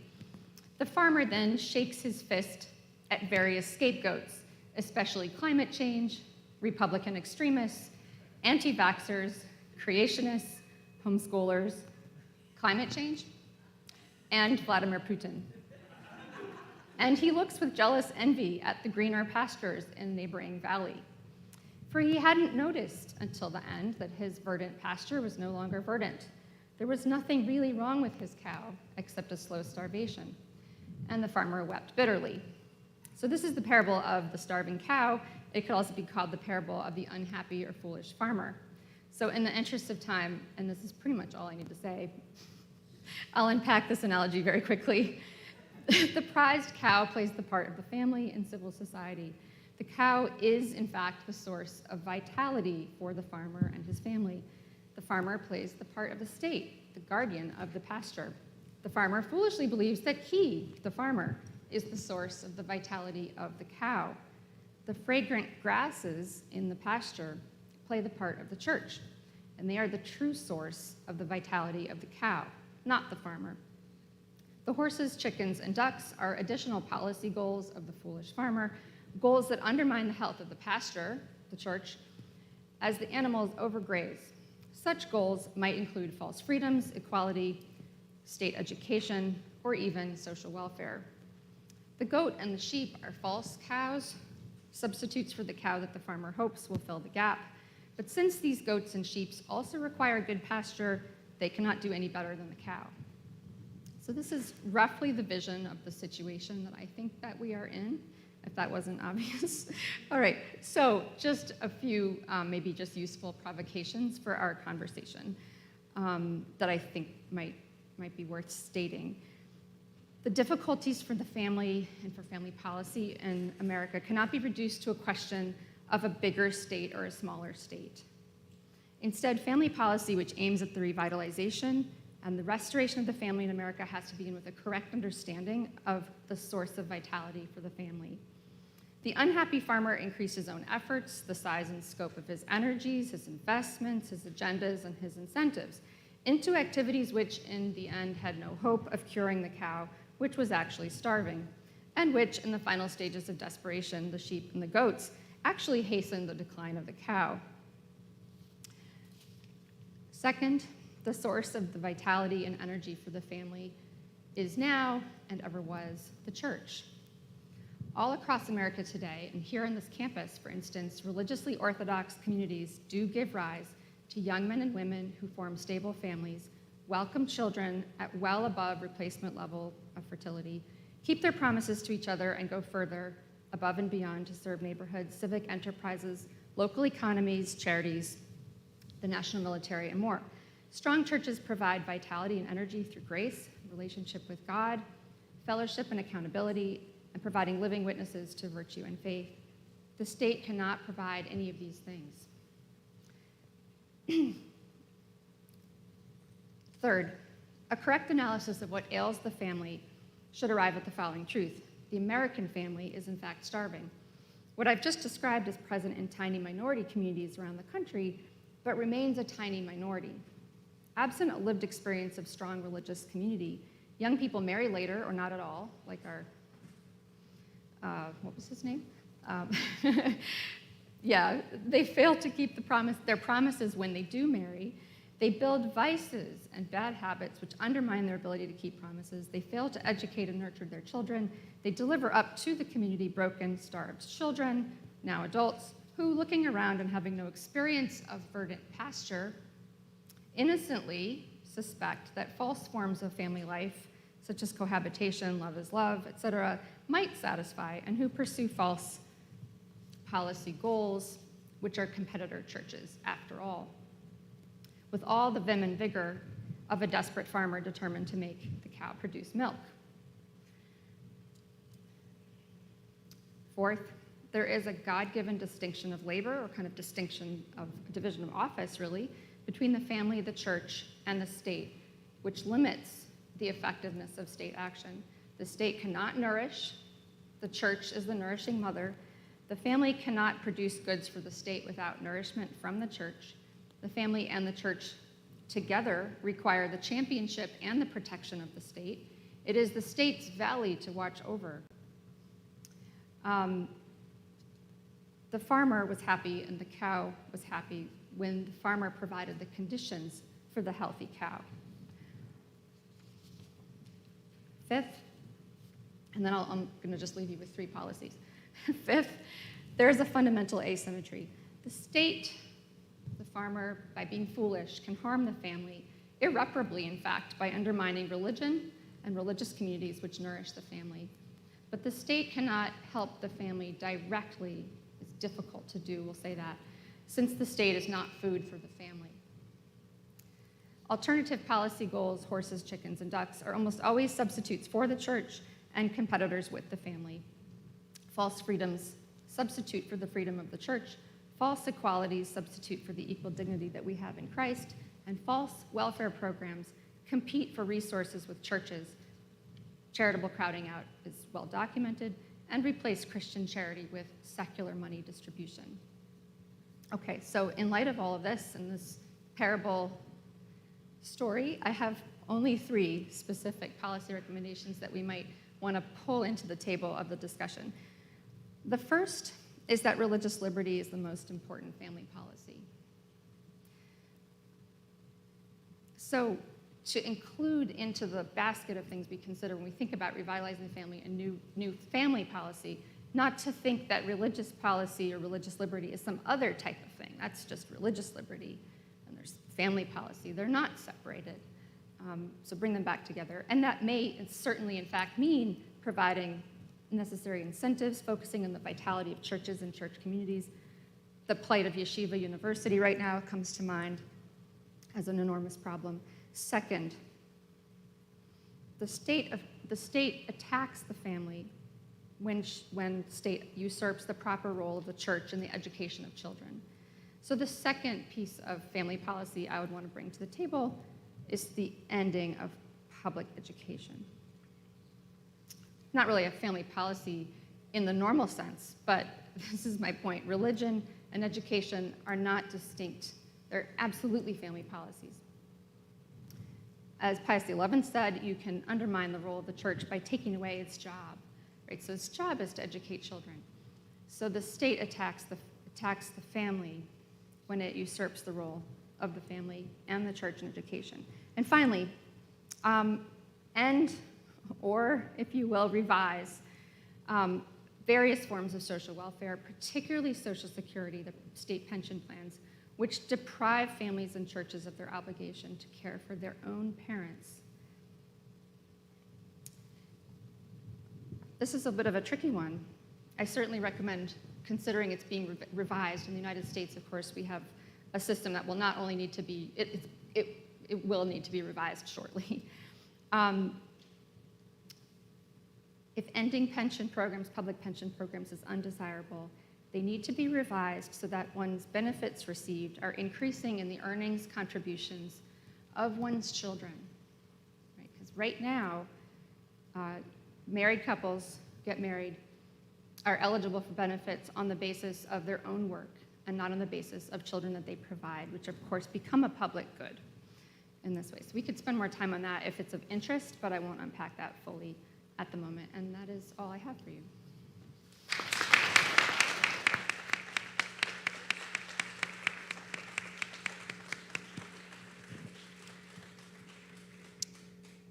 Well, thank you so much. I don't know if economic laissez-faire is the best policy, but you have made it so that I get to engage in laissez-faire after this, and I don't have much to do because you've set us up for a great conversation. So thank you. Our last speaker is Dr. Gladden Papin.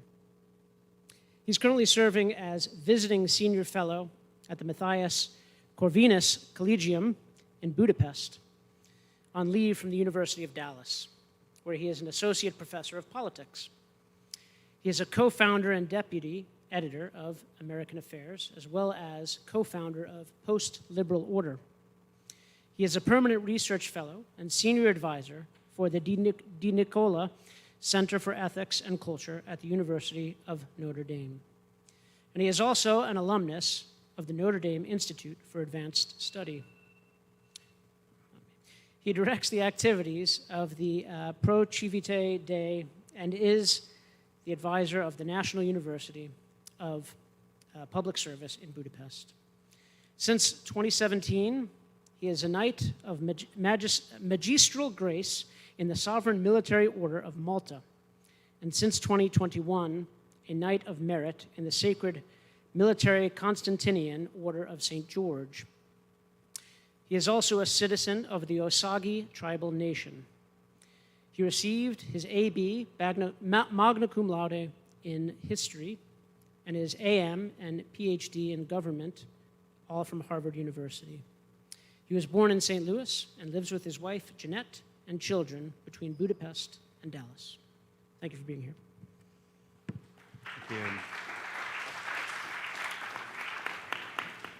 Thank you. Thank you for the full grab bag introduction. I appreciate that. But it's really great to be on a panel, first of all, in Charlotte, where I went to high school. So I get to visit my parents tonight, which is great. And second of all, a panel sponsored by the American Conservative and also sponsored by Tan Books.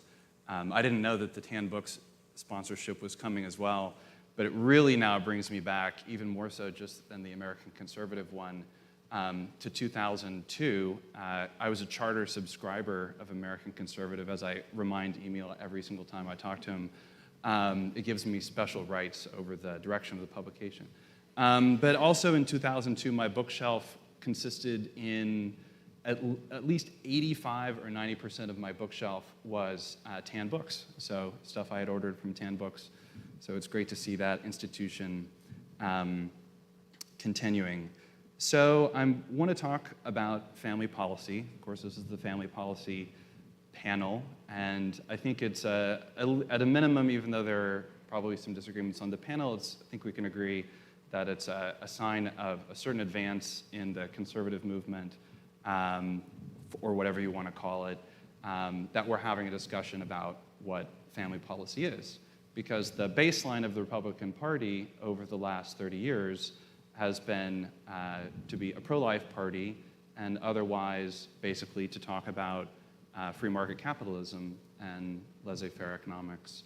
And I think that family policy is not just a code for other things like religious liberty, but it's something specific having to do with the state and government and indeed all of society.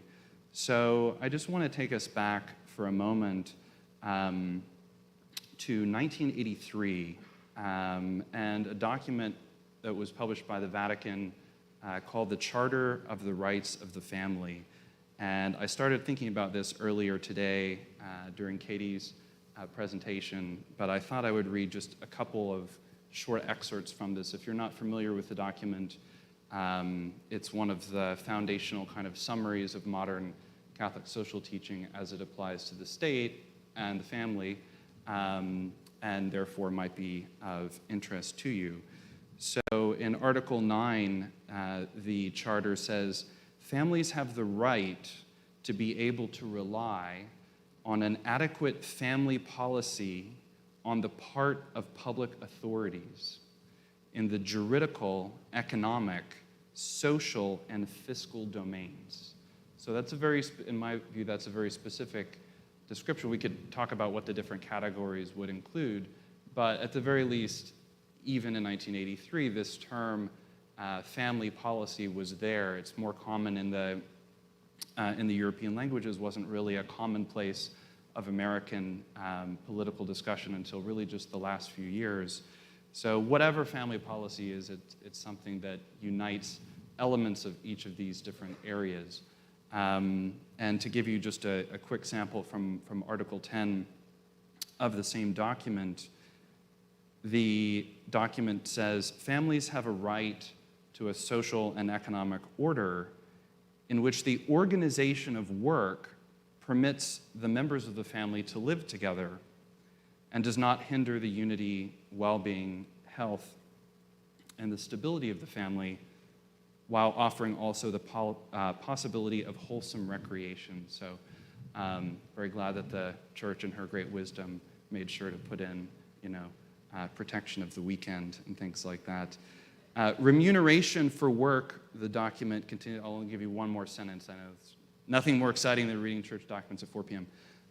Remuneration for work must be sufficient for establishing and maintaining a family with dignity, either through a suitable salary called a family wage or through other social measures such as family allowances, those would be provided by the state or government, or the remuneration of the work in the home of one of the parents.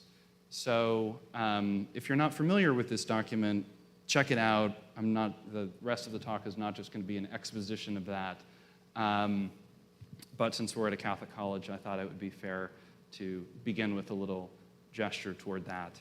I think we can all agree that there are many forces now which are conspiring to make family life difficult and maybe not impossible, obviously, but a thing which requires ever more heroism. And so, taking some inspiration from Article 9 of that document, I want to talk about what a whole-of-society approach to family policy would look like. And instead of going to an analogy, which is great, I'm going to go to the country that I just came from, namely Hungary, and tell you what a actual whole-of-society family policy actually looks like. And we can debate about which parts of it are applicable or not, or we can just cast it to the side and say that it's kind of an interesting curiosity. But since I've been there for a year, I thought I would give you a little report. In the first place, though, the things that are conspiring against family life really are manifold and really are grave. In fact, rapid growth in economic prosperity, unfortunately, seems to be one of the causes of the difficulty in forming families. People start to form a vision of themselves that is more oriented around the notion of being a worker and a consumer. Now, I'm in favor of modern economic development just as much as I assume everyone else in the room is. I'm not an agrarian distributist or whatever. I try to keep a healthy distance from nature at most times. But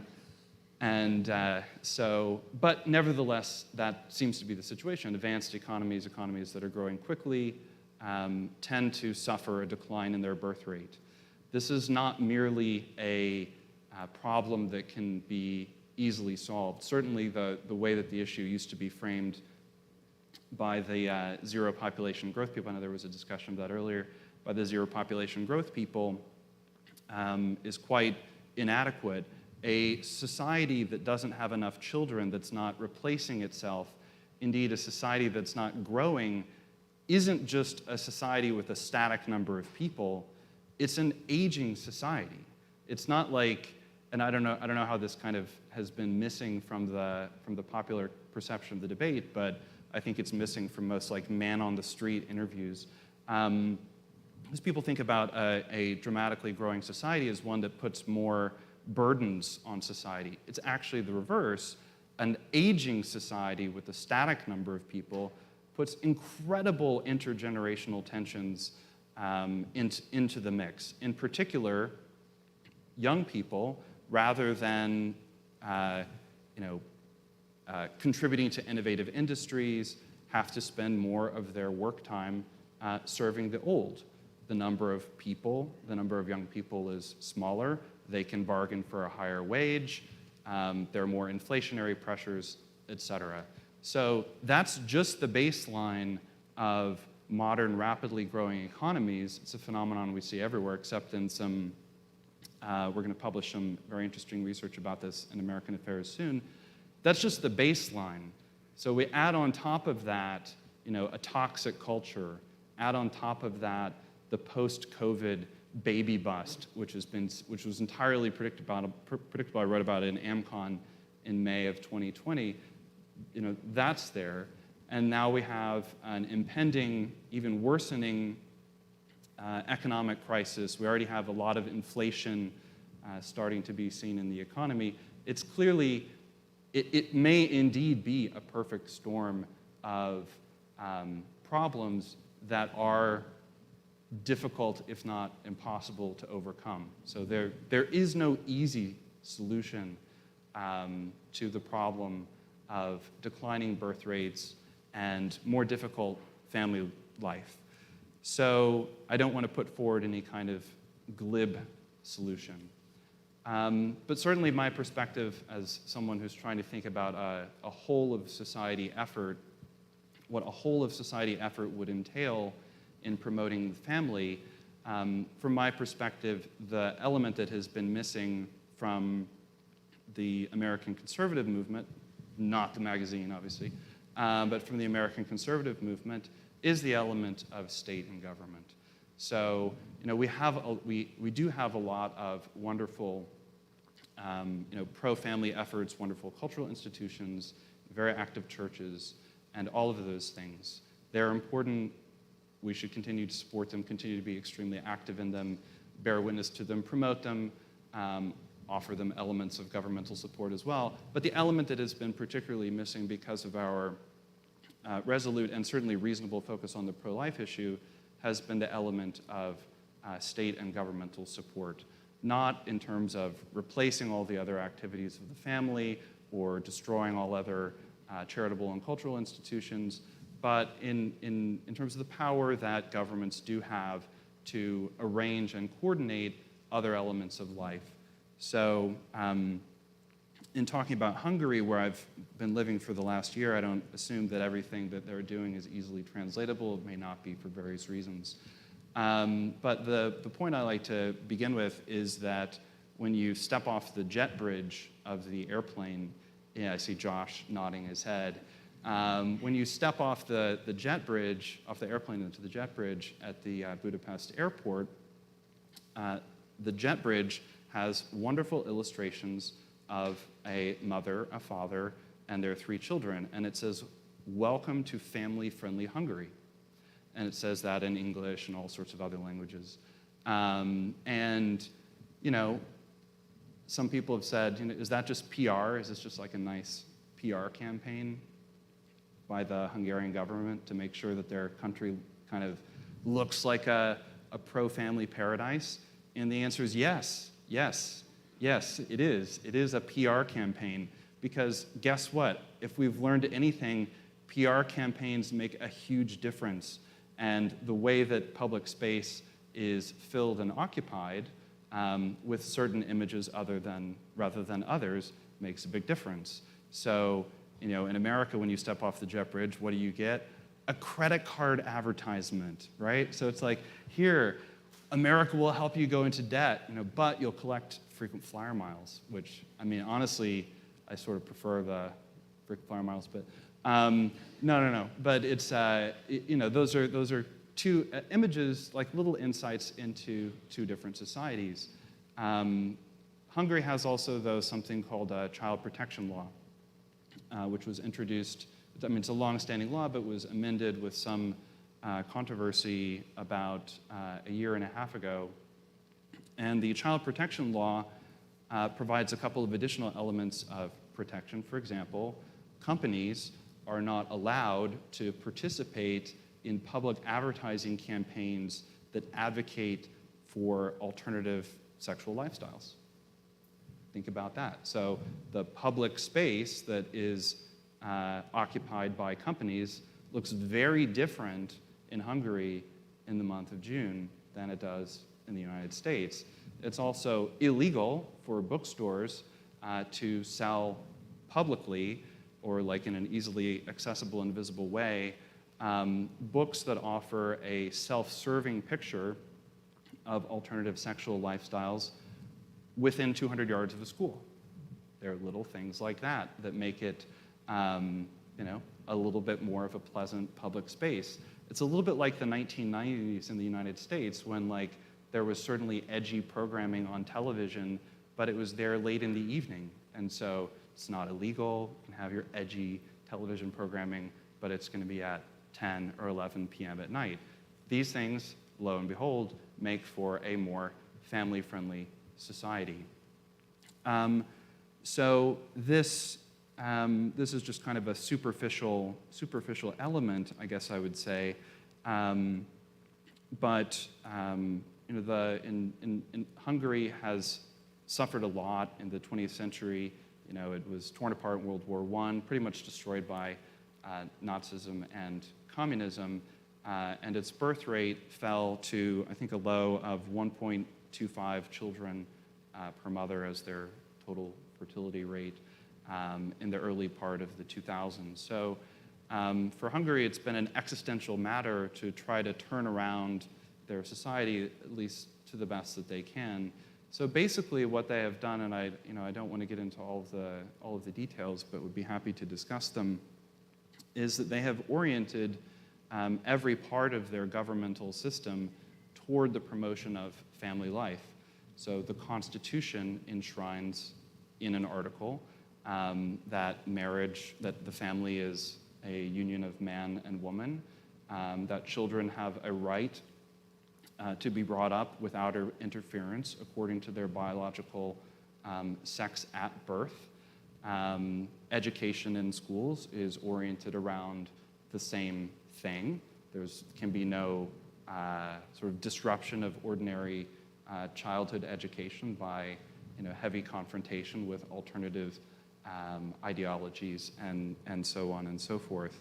And they have taken all of the elements of sort of the public welfare system and oriented those around the protection of family life. So I'm just going to give a couple of random examples and not try to bore you with a detailed presentation. But a couple of striking examples that come to mind. There was in the United States recently the debate over some student loan forgiveness programs. Well, there is a student loan forgiveness program in Hungary sponsored by the conservative government. It works like this. A mother who has a first child, her student loan repayments are suspended for 3 years. And after she has a second child, the remaining balance is cut in half. And after you have a third child, the remaining student loan balance is wiped away. So there's a kind of acknowledgement there that what one is doing in raising a child is something that a heavy debt burden could stand in the way of, and there's a kind of structure of assistance around it. The system that they have is oriented, I think Micah was discussing a little bit in general, but the system is oriented around making the decision to marry and form a household easier. So it's not just a system around incentivizing the raising of children with heavy financial incentives, but it was actually originally conceived as kind of like a housing subsidy. When you're making the decision to get married, the likelihood that you can realistically form a family and enter into a property is one of the things that affects your decision. So they decided to make it much easier to take that step. So when you are choosing to get married, you can have a very generous loan package to make it easier to get into a house. There's also and that has all sorts of various favorable terms, like the more children you have, they kind of do the gradated thing where basically once you get to 3 children, this generous loan is essentially completely forgiven. As you have a first, second, and third child, your personal income tax is cut by thirds so that eventually it's 0 for the primary wage earner in a family. And once a woman has a 4th child, she pays no personal income tax for the rest of her life. So they have all these kind of subsidies and structures around that, which require some kind of thought about how to govern, what the structure of the social system should look like and whether it should be primarily beneficial to families and encourage family formation or discourage them. So it's a system that is structured around this thought. And And just based on personal observation, talking to people there, I go up to people at events who are married and say, have you taken advantage of this? What do you think of the famous Hungarian family policies? Do they help you? And every single person I talk to on any part of the political spectrum who's married says, oh yeah, of course. I mean, when we were getting married, that was the first thing we thought about, like how to apply for the home building loan or the favorable interest rate on on getting into home, whatever, all the different elements of the system. So I think it's I just wanted to provide a little window into this. They have improved since introducing these policies about 12 years ago, they have markedly improved their total fertility rate.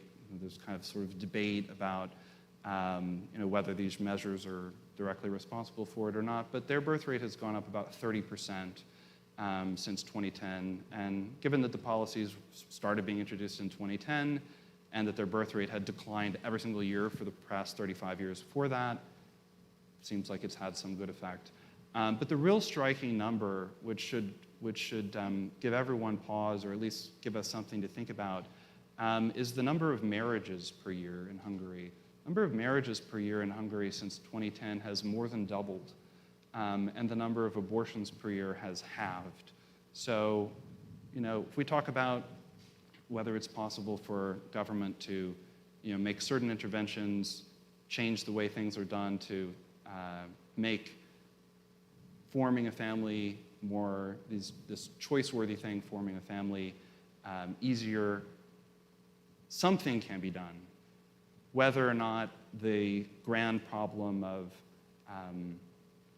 truly fostering continually growing families and a high birth rate is really possible in modern times, there's only one way to find out. But at the moment, only a few countries are trying. And so, in my opinion, as American conservatives, particularly now that Roe versus Wade is in the history books, it's time to think very seriously and aggressively about how to pursue that goal.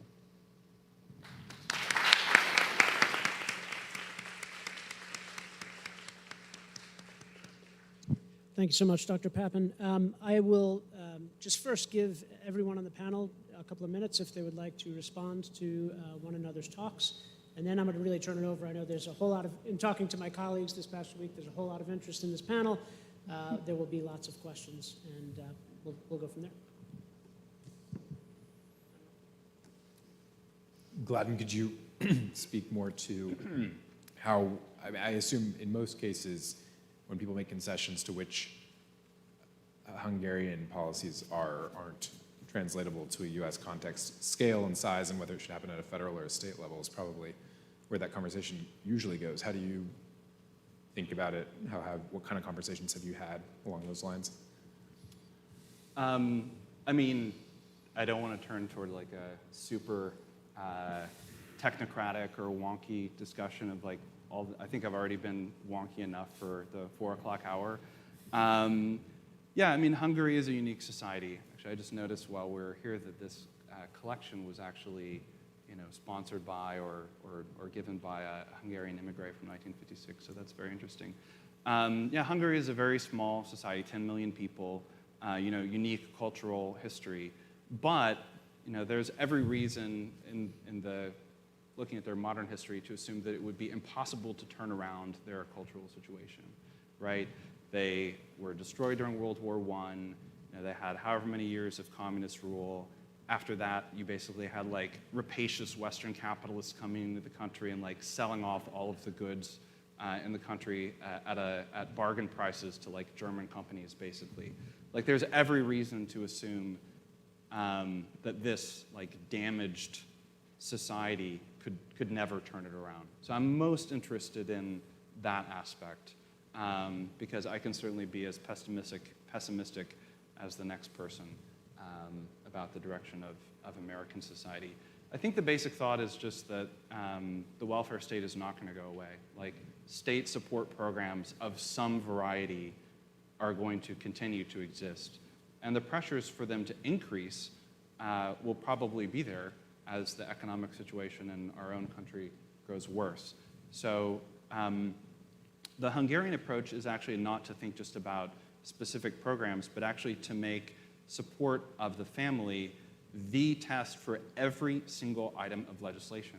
So as a part of their legislative process, the Family Policy Office reviews every item, right, to offer feedback, like, will this promote and make family life better or worse? I think that's something everyone could probably agree on. So, one difficulty with the American situation is that we already have a highly articulated anti-family policy. So, we already spend a large portion of state and federal budgets on different forms of aid programs. So the shifting those from incentivizing single-parent families to incentivizing marriage is hard to do.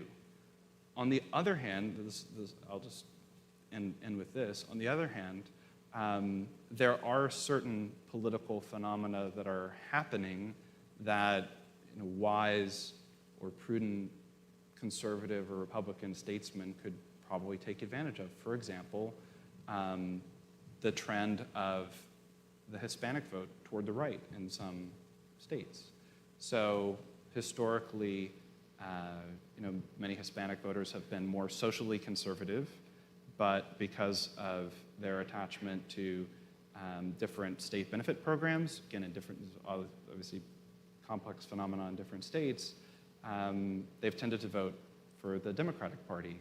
Well, now the Democratic Party has gone culturally way far to the left, and there's a good case that the Republicans can take more of their vote, but can it do so just with the advertisement to them that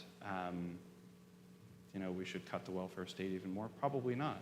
But maybe some political phenomenon like that is the right entry point. I have maybe a small response to make, not really actually to either of my co-panelists, but maybe to our moderator. Use the language of laissez-faire, and I thought, well, that's interesting. I don't think I had anything in here about laissez-faire. I didn't try. That wasn't a reference to you. Okay, all right. But I did think that maybe the following would be somewhat clarifying. So I'm, like my panelists, quite interested in a conversation about how the structure of tax benefits and other kinds of things, certainly the laws related to divorce, lots of things could be tweaked and improved and ought to be. And in fact, we're doing a lot of harm. So I'm not uninterested in that conversation, nor would I want to recommend anything like a kind of totally libertarian or laissez-faire approach. So I'm just put that off. But my argument is really something that's a little bit more like the problem that the Federal Reserve, the central bank, is facing right now. So my claim is that the situation we're in is a little bit like the Fed's problem of the zero lower bound. All right, so what is that? So the conventional wisdom about how central bankers should manage their money supplies, I'm not necessarily endorsing this conventional wisdom, but the conventional wisdom is, and what central bankers believe that they are up to, is that they manage the nation's money supply by essentially nudging interest rates in different directions, right? So when things look like they're heating up too much, inflation is getting hot, there's lots of economic activity, they tend to bump interest rates up, it causes people to save more, and slows things down a little bit. It's a tighter sort of monetary policy, and then the Fed can kind of nudge interest rates maybe below where they would settle out to try to speed up economic activity. Okay, so this is what central banks conventionally believe that they're up to. But if interest rates are so low as to be approaching zero, which is where we've been now for quite some time, we call this the problem of the zero lower bound. And we look at the set of things that central bankers can do to improve an economic situation, and the first piece of their playbook is typically lower interest rates. But if you're bumping into zero, it's hard to know what your lever is. Like, what's your lever? And so you can find, all kinds of people trying to figure out, well, what are the levers? Can we go negative? Do we have negative interest rates? Well, actually, the European Central Bank has been pursuing that policy for quite some time. And, once inflation goes to the place that it is now, we are effectively in a negative interest rate place. But my claim about family policy and the farmer and the cow is something like we don't have policy levers sufficient to the kind of restoration that's required. That the sources of renewal at this point, the kind of renewal that we need, is so big as to require essentially a kind of totally different type of family policy. Again, not to say we shouldn't think about the best tax structure to favor family life. I definitely think we should favor married couples and their children. But that the state needs to, consider alternative ways of supporting family life. Chief among those is the support and the maintenance and the respect of religious communities from which the sources of renewal truly come. That's essentially the shape of my argument, that policy is not going to be up to the task. Yeah. Sorry about that. About 50% of my jokes land, and that was the wrong side of the 50%. So. Evan, would you mind doing the microphone for questions from the audience? So, yeah, it's right here. Sorry. So, yeah.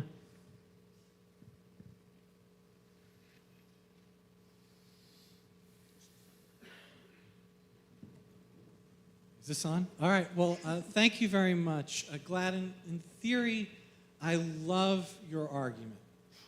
But there are good families and there are bad families.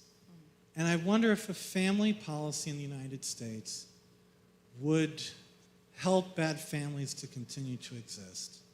That because of Obergefell, it would protect homosexual marriages. Because of Bostock, it would probably protect transgender rights. And then I think the other question is, what in a family policy would lead a man to want to be a man? How does family policy sort of develop the virtues that would be necessary for a man to do his proper function and for a woman to do her proper function as well? So thank you. It's certainly a good question. I think my reply would say, first of all, that, again, for me, family policy is, in the first place, a complete change of mindset for American conservatives about what the point of policy making should be with regard to the family. Like, it should be considering at the state, local, and national level what the complete set of options and policy tools would be to support the family. I suppose that it's theoretically possible that society could grow so corrupt overall that supporting the family would be a very difficult thing to do. In my opinion, we're not at that point yet. I think the families that would most benefit from policies supporting marriage, financially incentivizing marriage, would be, in effect, your traditional families. But because family policy is not just a financial benefit, a specific financial benefit program, because it should be a kind of framework into policy, it should be a way of seeing the economic and social goals of the state, there's no reason that we can't pursue multiple goals at the same time. So at the moment, I think the most pressing problem is that people are not getting married for whatever reason. Micah was alluding to the overall lack of jobs for men. So certainly family policy is also a way of thinking, could be a way of thinking about industrial development programs that would help bring back better jobs. In the case of the, just as a brief aside, in the case of in the Hungarian case, this was actually part of what they chose to do. they had a large unemployed labor pool, and they decided to try to kill two birds with one stone and encourage family formation and encourage home building at the same time. So they set up a program to incentivize people to want to build more houses, and then, ended up getting a lot of the labor pool sort of mopped up into that activity. So again, what particular policy there would be most effective in the United States, would be a matter for legislators. I think your second question was about what in family policy encourages men to be men. Well, I mean, if you think of it as encouraging marriage and making possible the financial steps necessary to do so, and if you think about it as providing a kind of essential support at various specific points of family life, then I think that it is fundamentally oriented in that good direction. It's, at least in the Hungarian case, it's not set up as a permanent or unending benefit program. There's a relatively small monthly amount per child that continues for a long period of time. But the two elements of the program where there's the most spending of money by the state the idea is basically like, what are the two biggest humps to get over for the choice to form a family and to have children? And those they conceive of as home ownership, or at least being able to have independent housing as a family. So help get over that hump, with like a generous, one-time lump sum, something like that, and the period immediately after birth. So in Hungary, the situation is that, which is now the case in most countries, men and women work, and so they want to encourage women who are in the workforce to have children. So the system is actually set up so that basically for the first 6 months after childbirth, a woman who has been in the workforce actually collects more money in total than she did when she was working. So her salary prior to childbirth is matched at 100% for 168 days. And then there is no Social Security taxes paid on that. So it's intended, they intend to make the decision to get into a home and to have a child more beneficial financially than the moment before. Now, all of those things kind of taper off, so it's not intended to be a permanent subsidy. So again, sorry to get into the wonk craft a little bit there, but just the takeaway point would be, it's a sort of get over the humps system.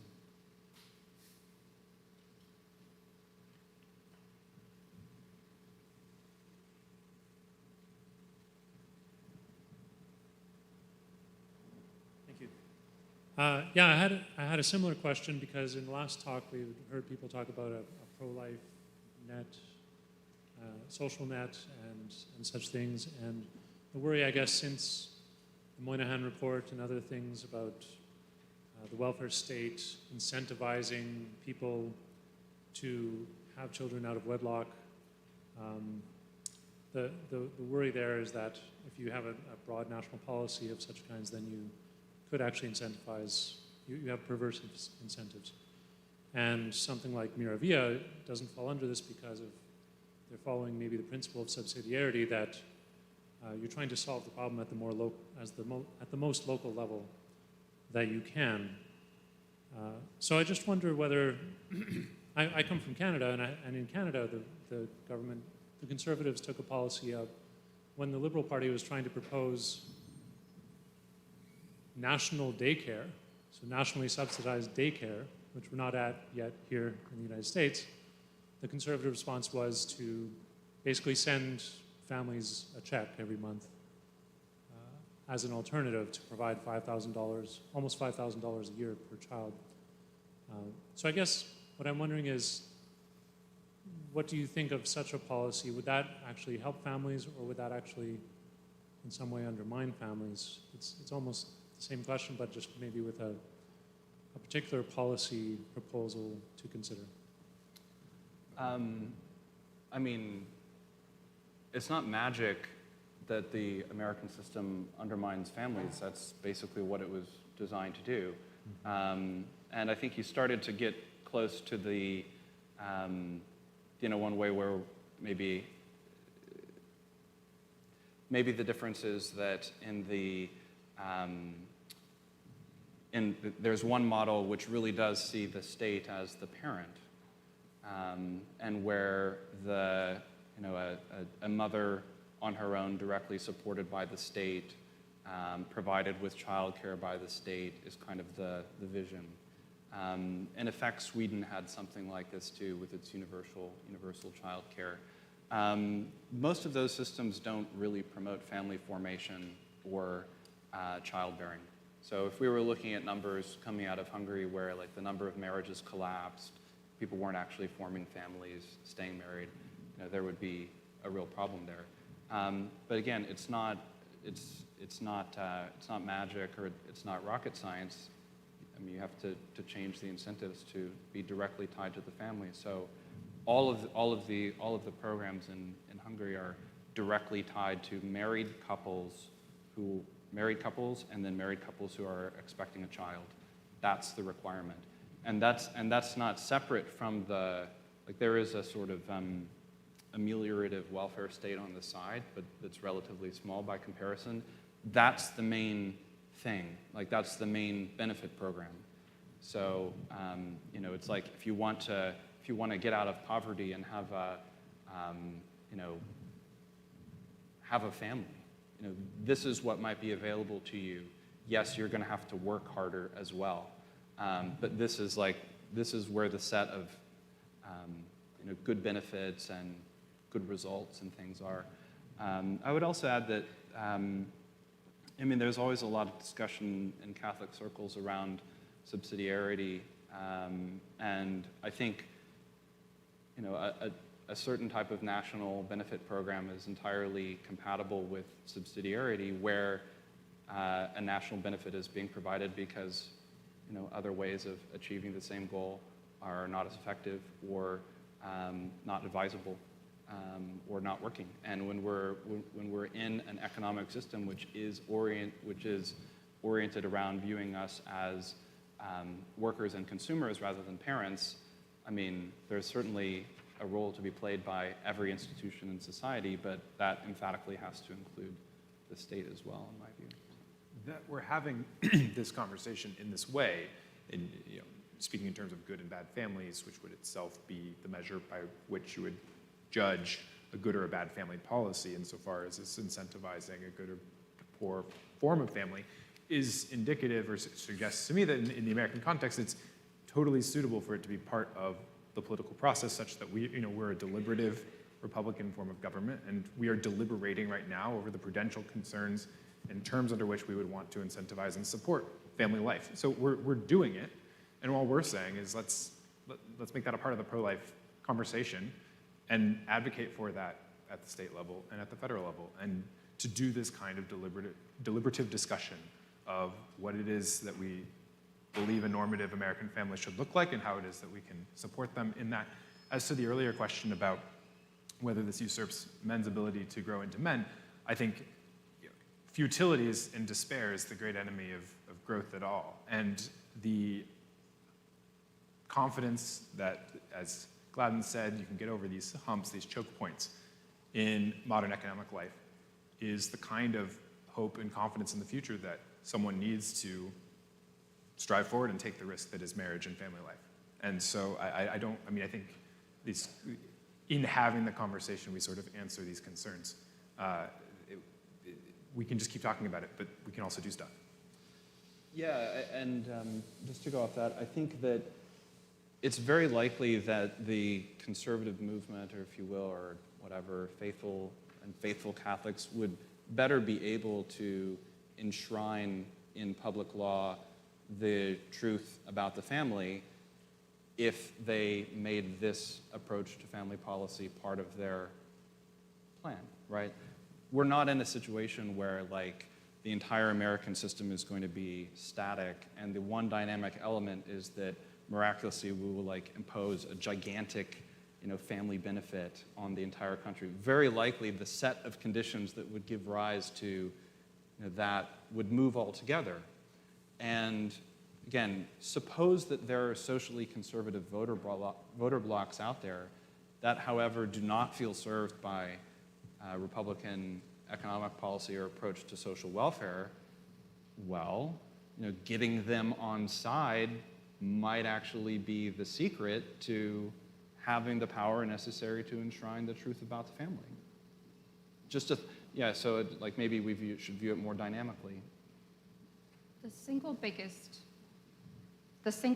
line item in the federal budget right now is the care of the elderly. It's bigger than national defense. We are not in a situation where the state in this country is doing too little. We're in a situation where the state is doing too much.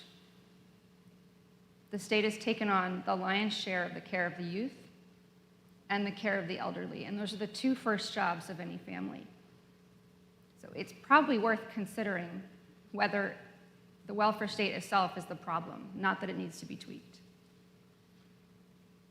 There is in Hungary something called the grandparent subsidy.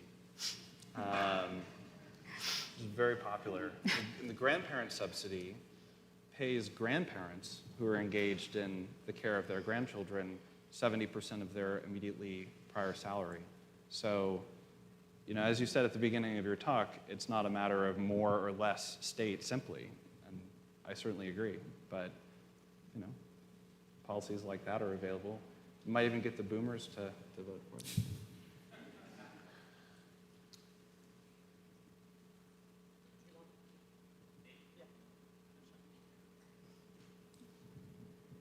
Yeah, so, Glenn, as you know, I'm totally with you, right? I mean, my question is, I was hoping that Noah Brandt would still be here, because I was in Jackson Hole for the Live Action Summit last weekend, so there were like 30 to 40 Republican state lawmakers from all across the country there. And I did both the legal panel and the family policy panel.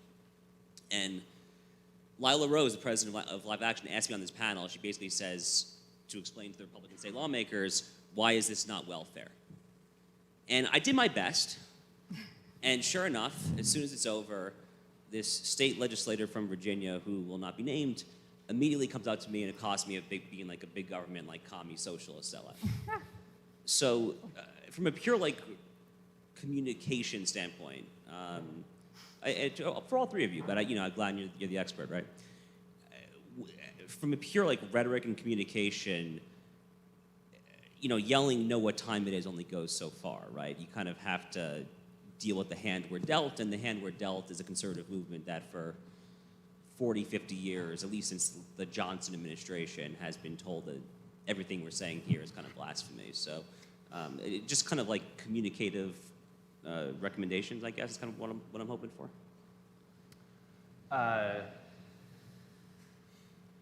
Josh. It's a great question. From editor to editor, communication. It's a great question, and but the people who are practicing wonkcraft are not always the best at messaging. No, again, I think I don't have an easy solution for how Catholic legislators should start to think about it. Certainly, if we just approach Catholic or sort of adjacent conservative legislators with a gigantic spending plan and say, hey, you know what you should do? You should pass a gigantic family support package in Congress. As soon as you get there, that should be the main thing that you do. I think the better approach is building a family-friendly country. What can, and just shifting it and making it a kind of question, what can you do as a legislator in your capacity as a lawmaker to improve the social, economic, and financial life of families in your capacity. So the mind stretching stuff I think is more for more for policy makers in our world, if you will. But I think making the goal, what would building a family-friendly country look like? Could you explain to your voters could you explain to all of your potential voters, including potential swing voters, people who are with you on social conservative issues, can you explain to them, what you will try to do to make their family life better, make it possible for them to grow their family if that's their goal? I think you have to start there.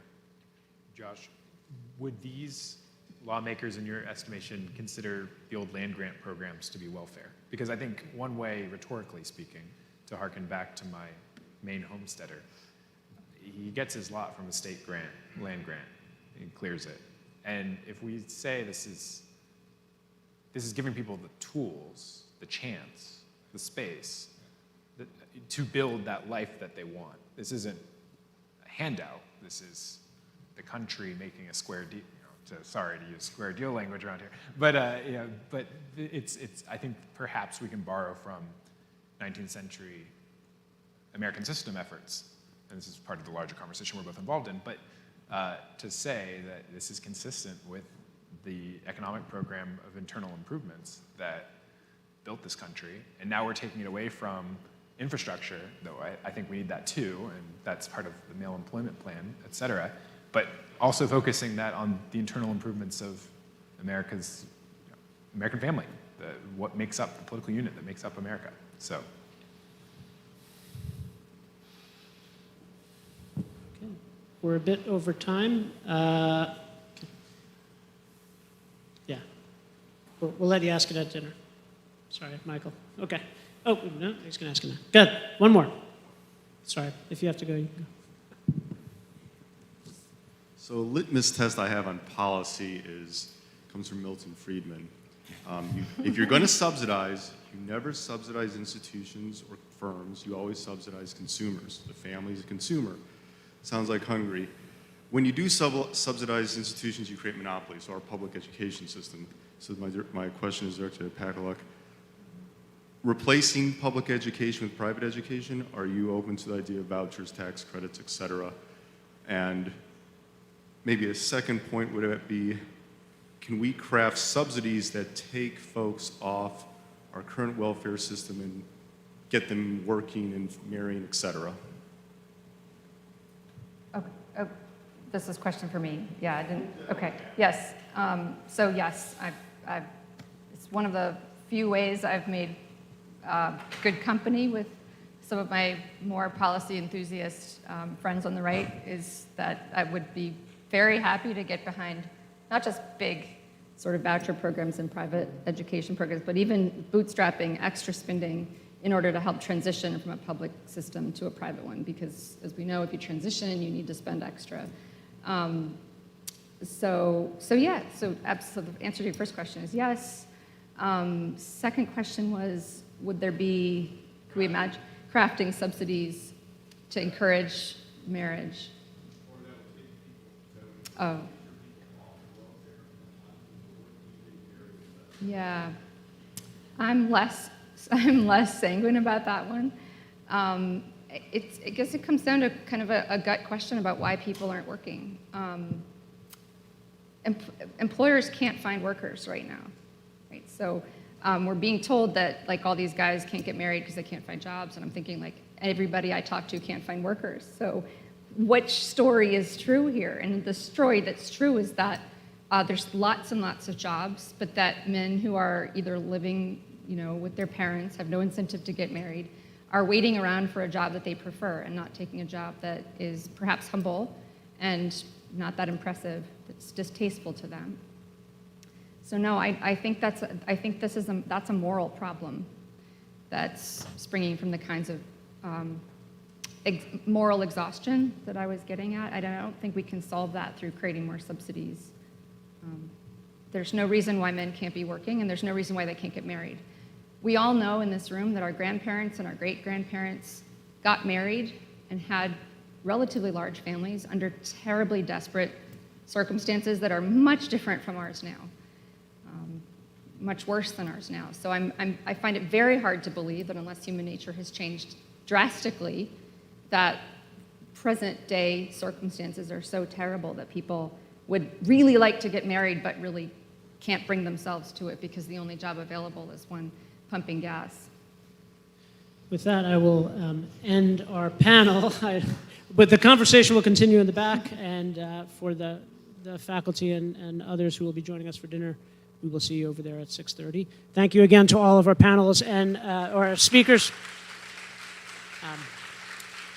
And for all of the speakers who joined us today, thank you. We will see you soon.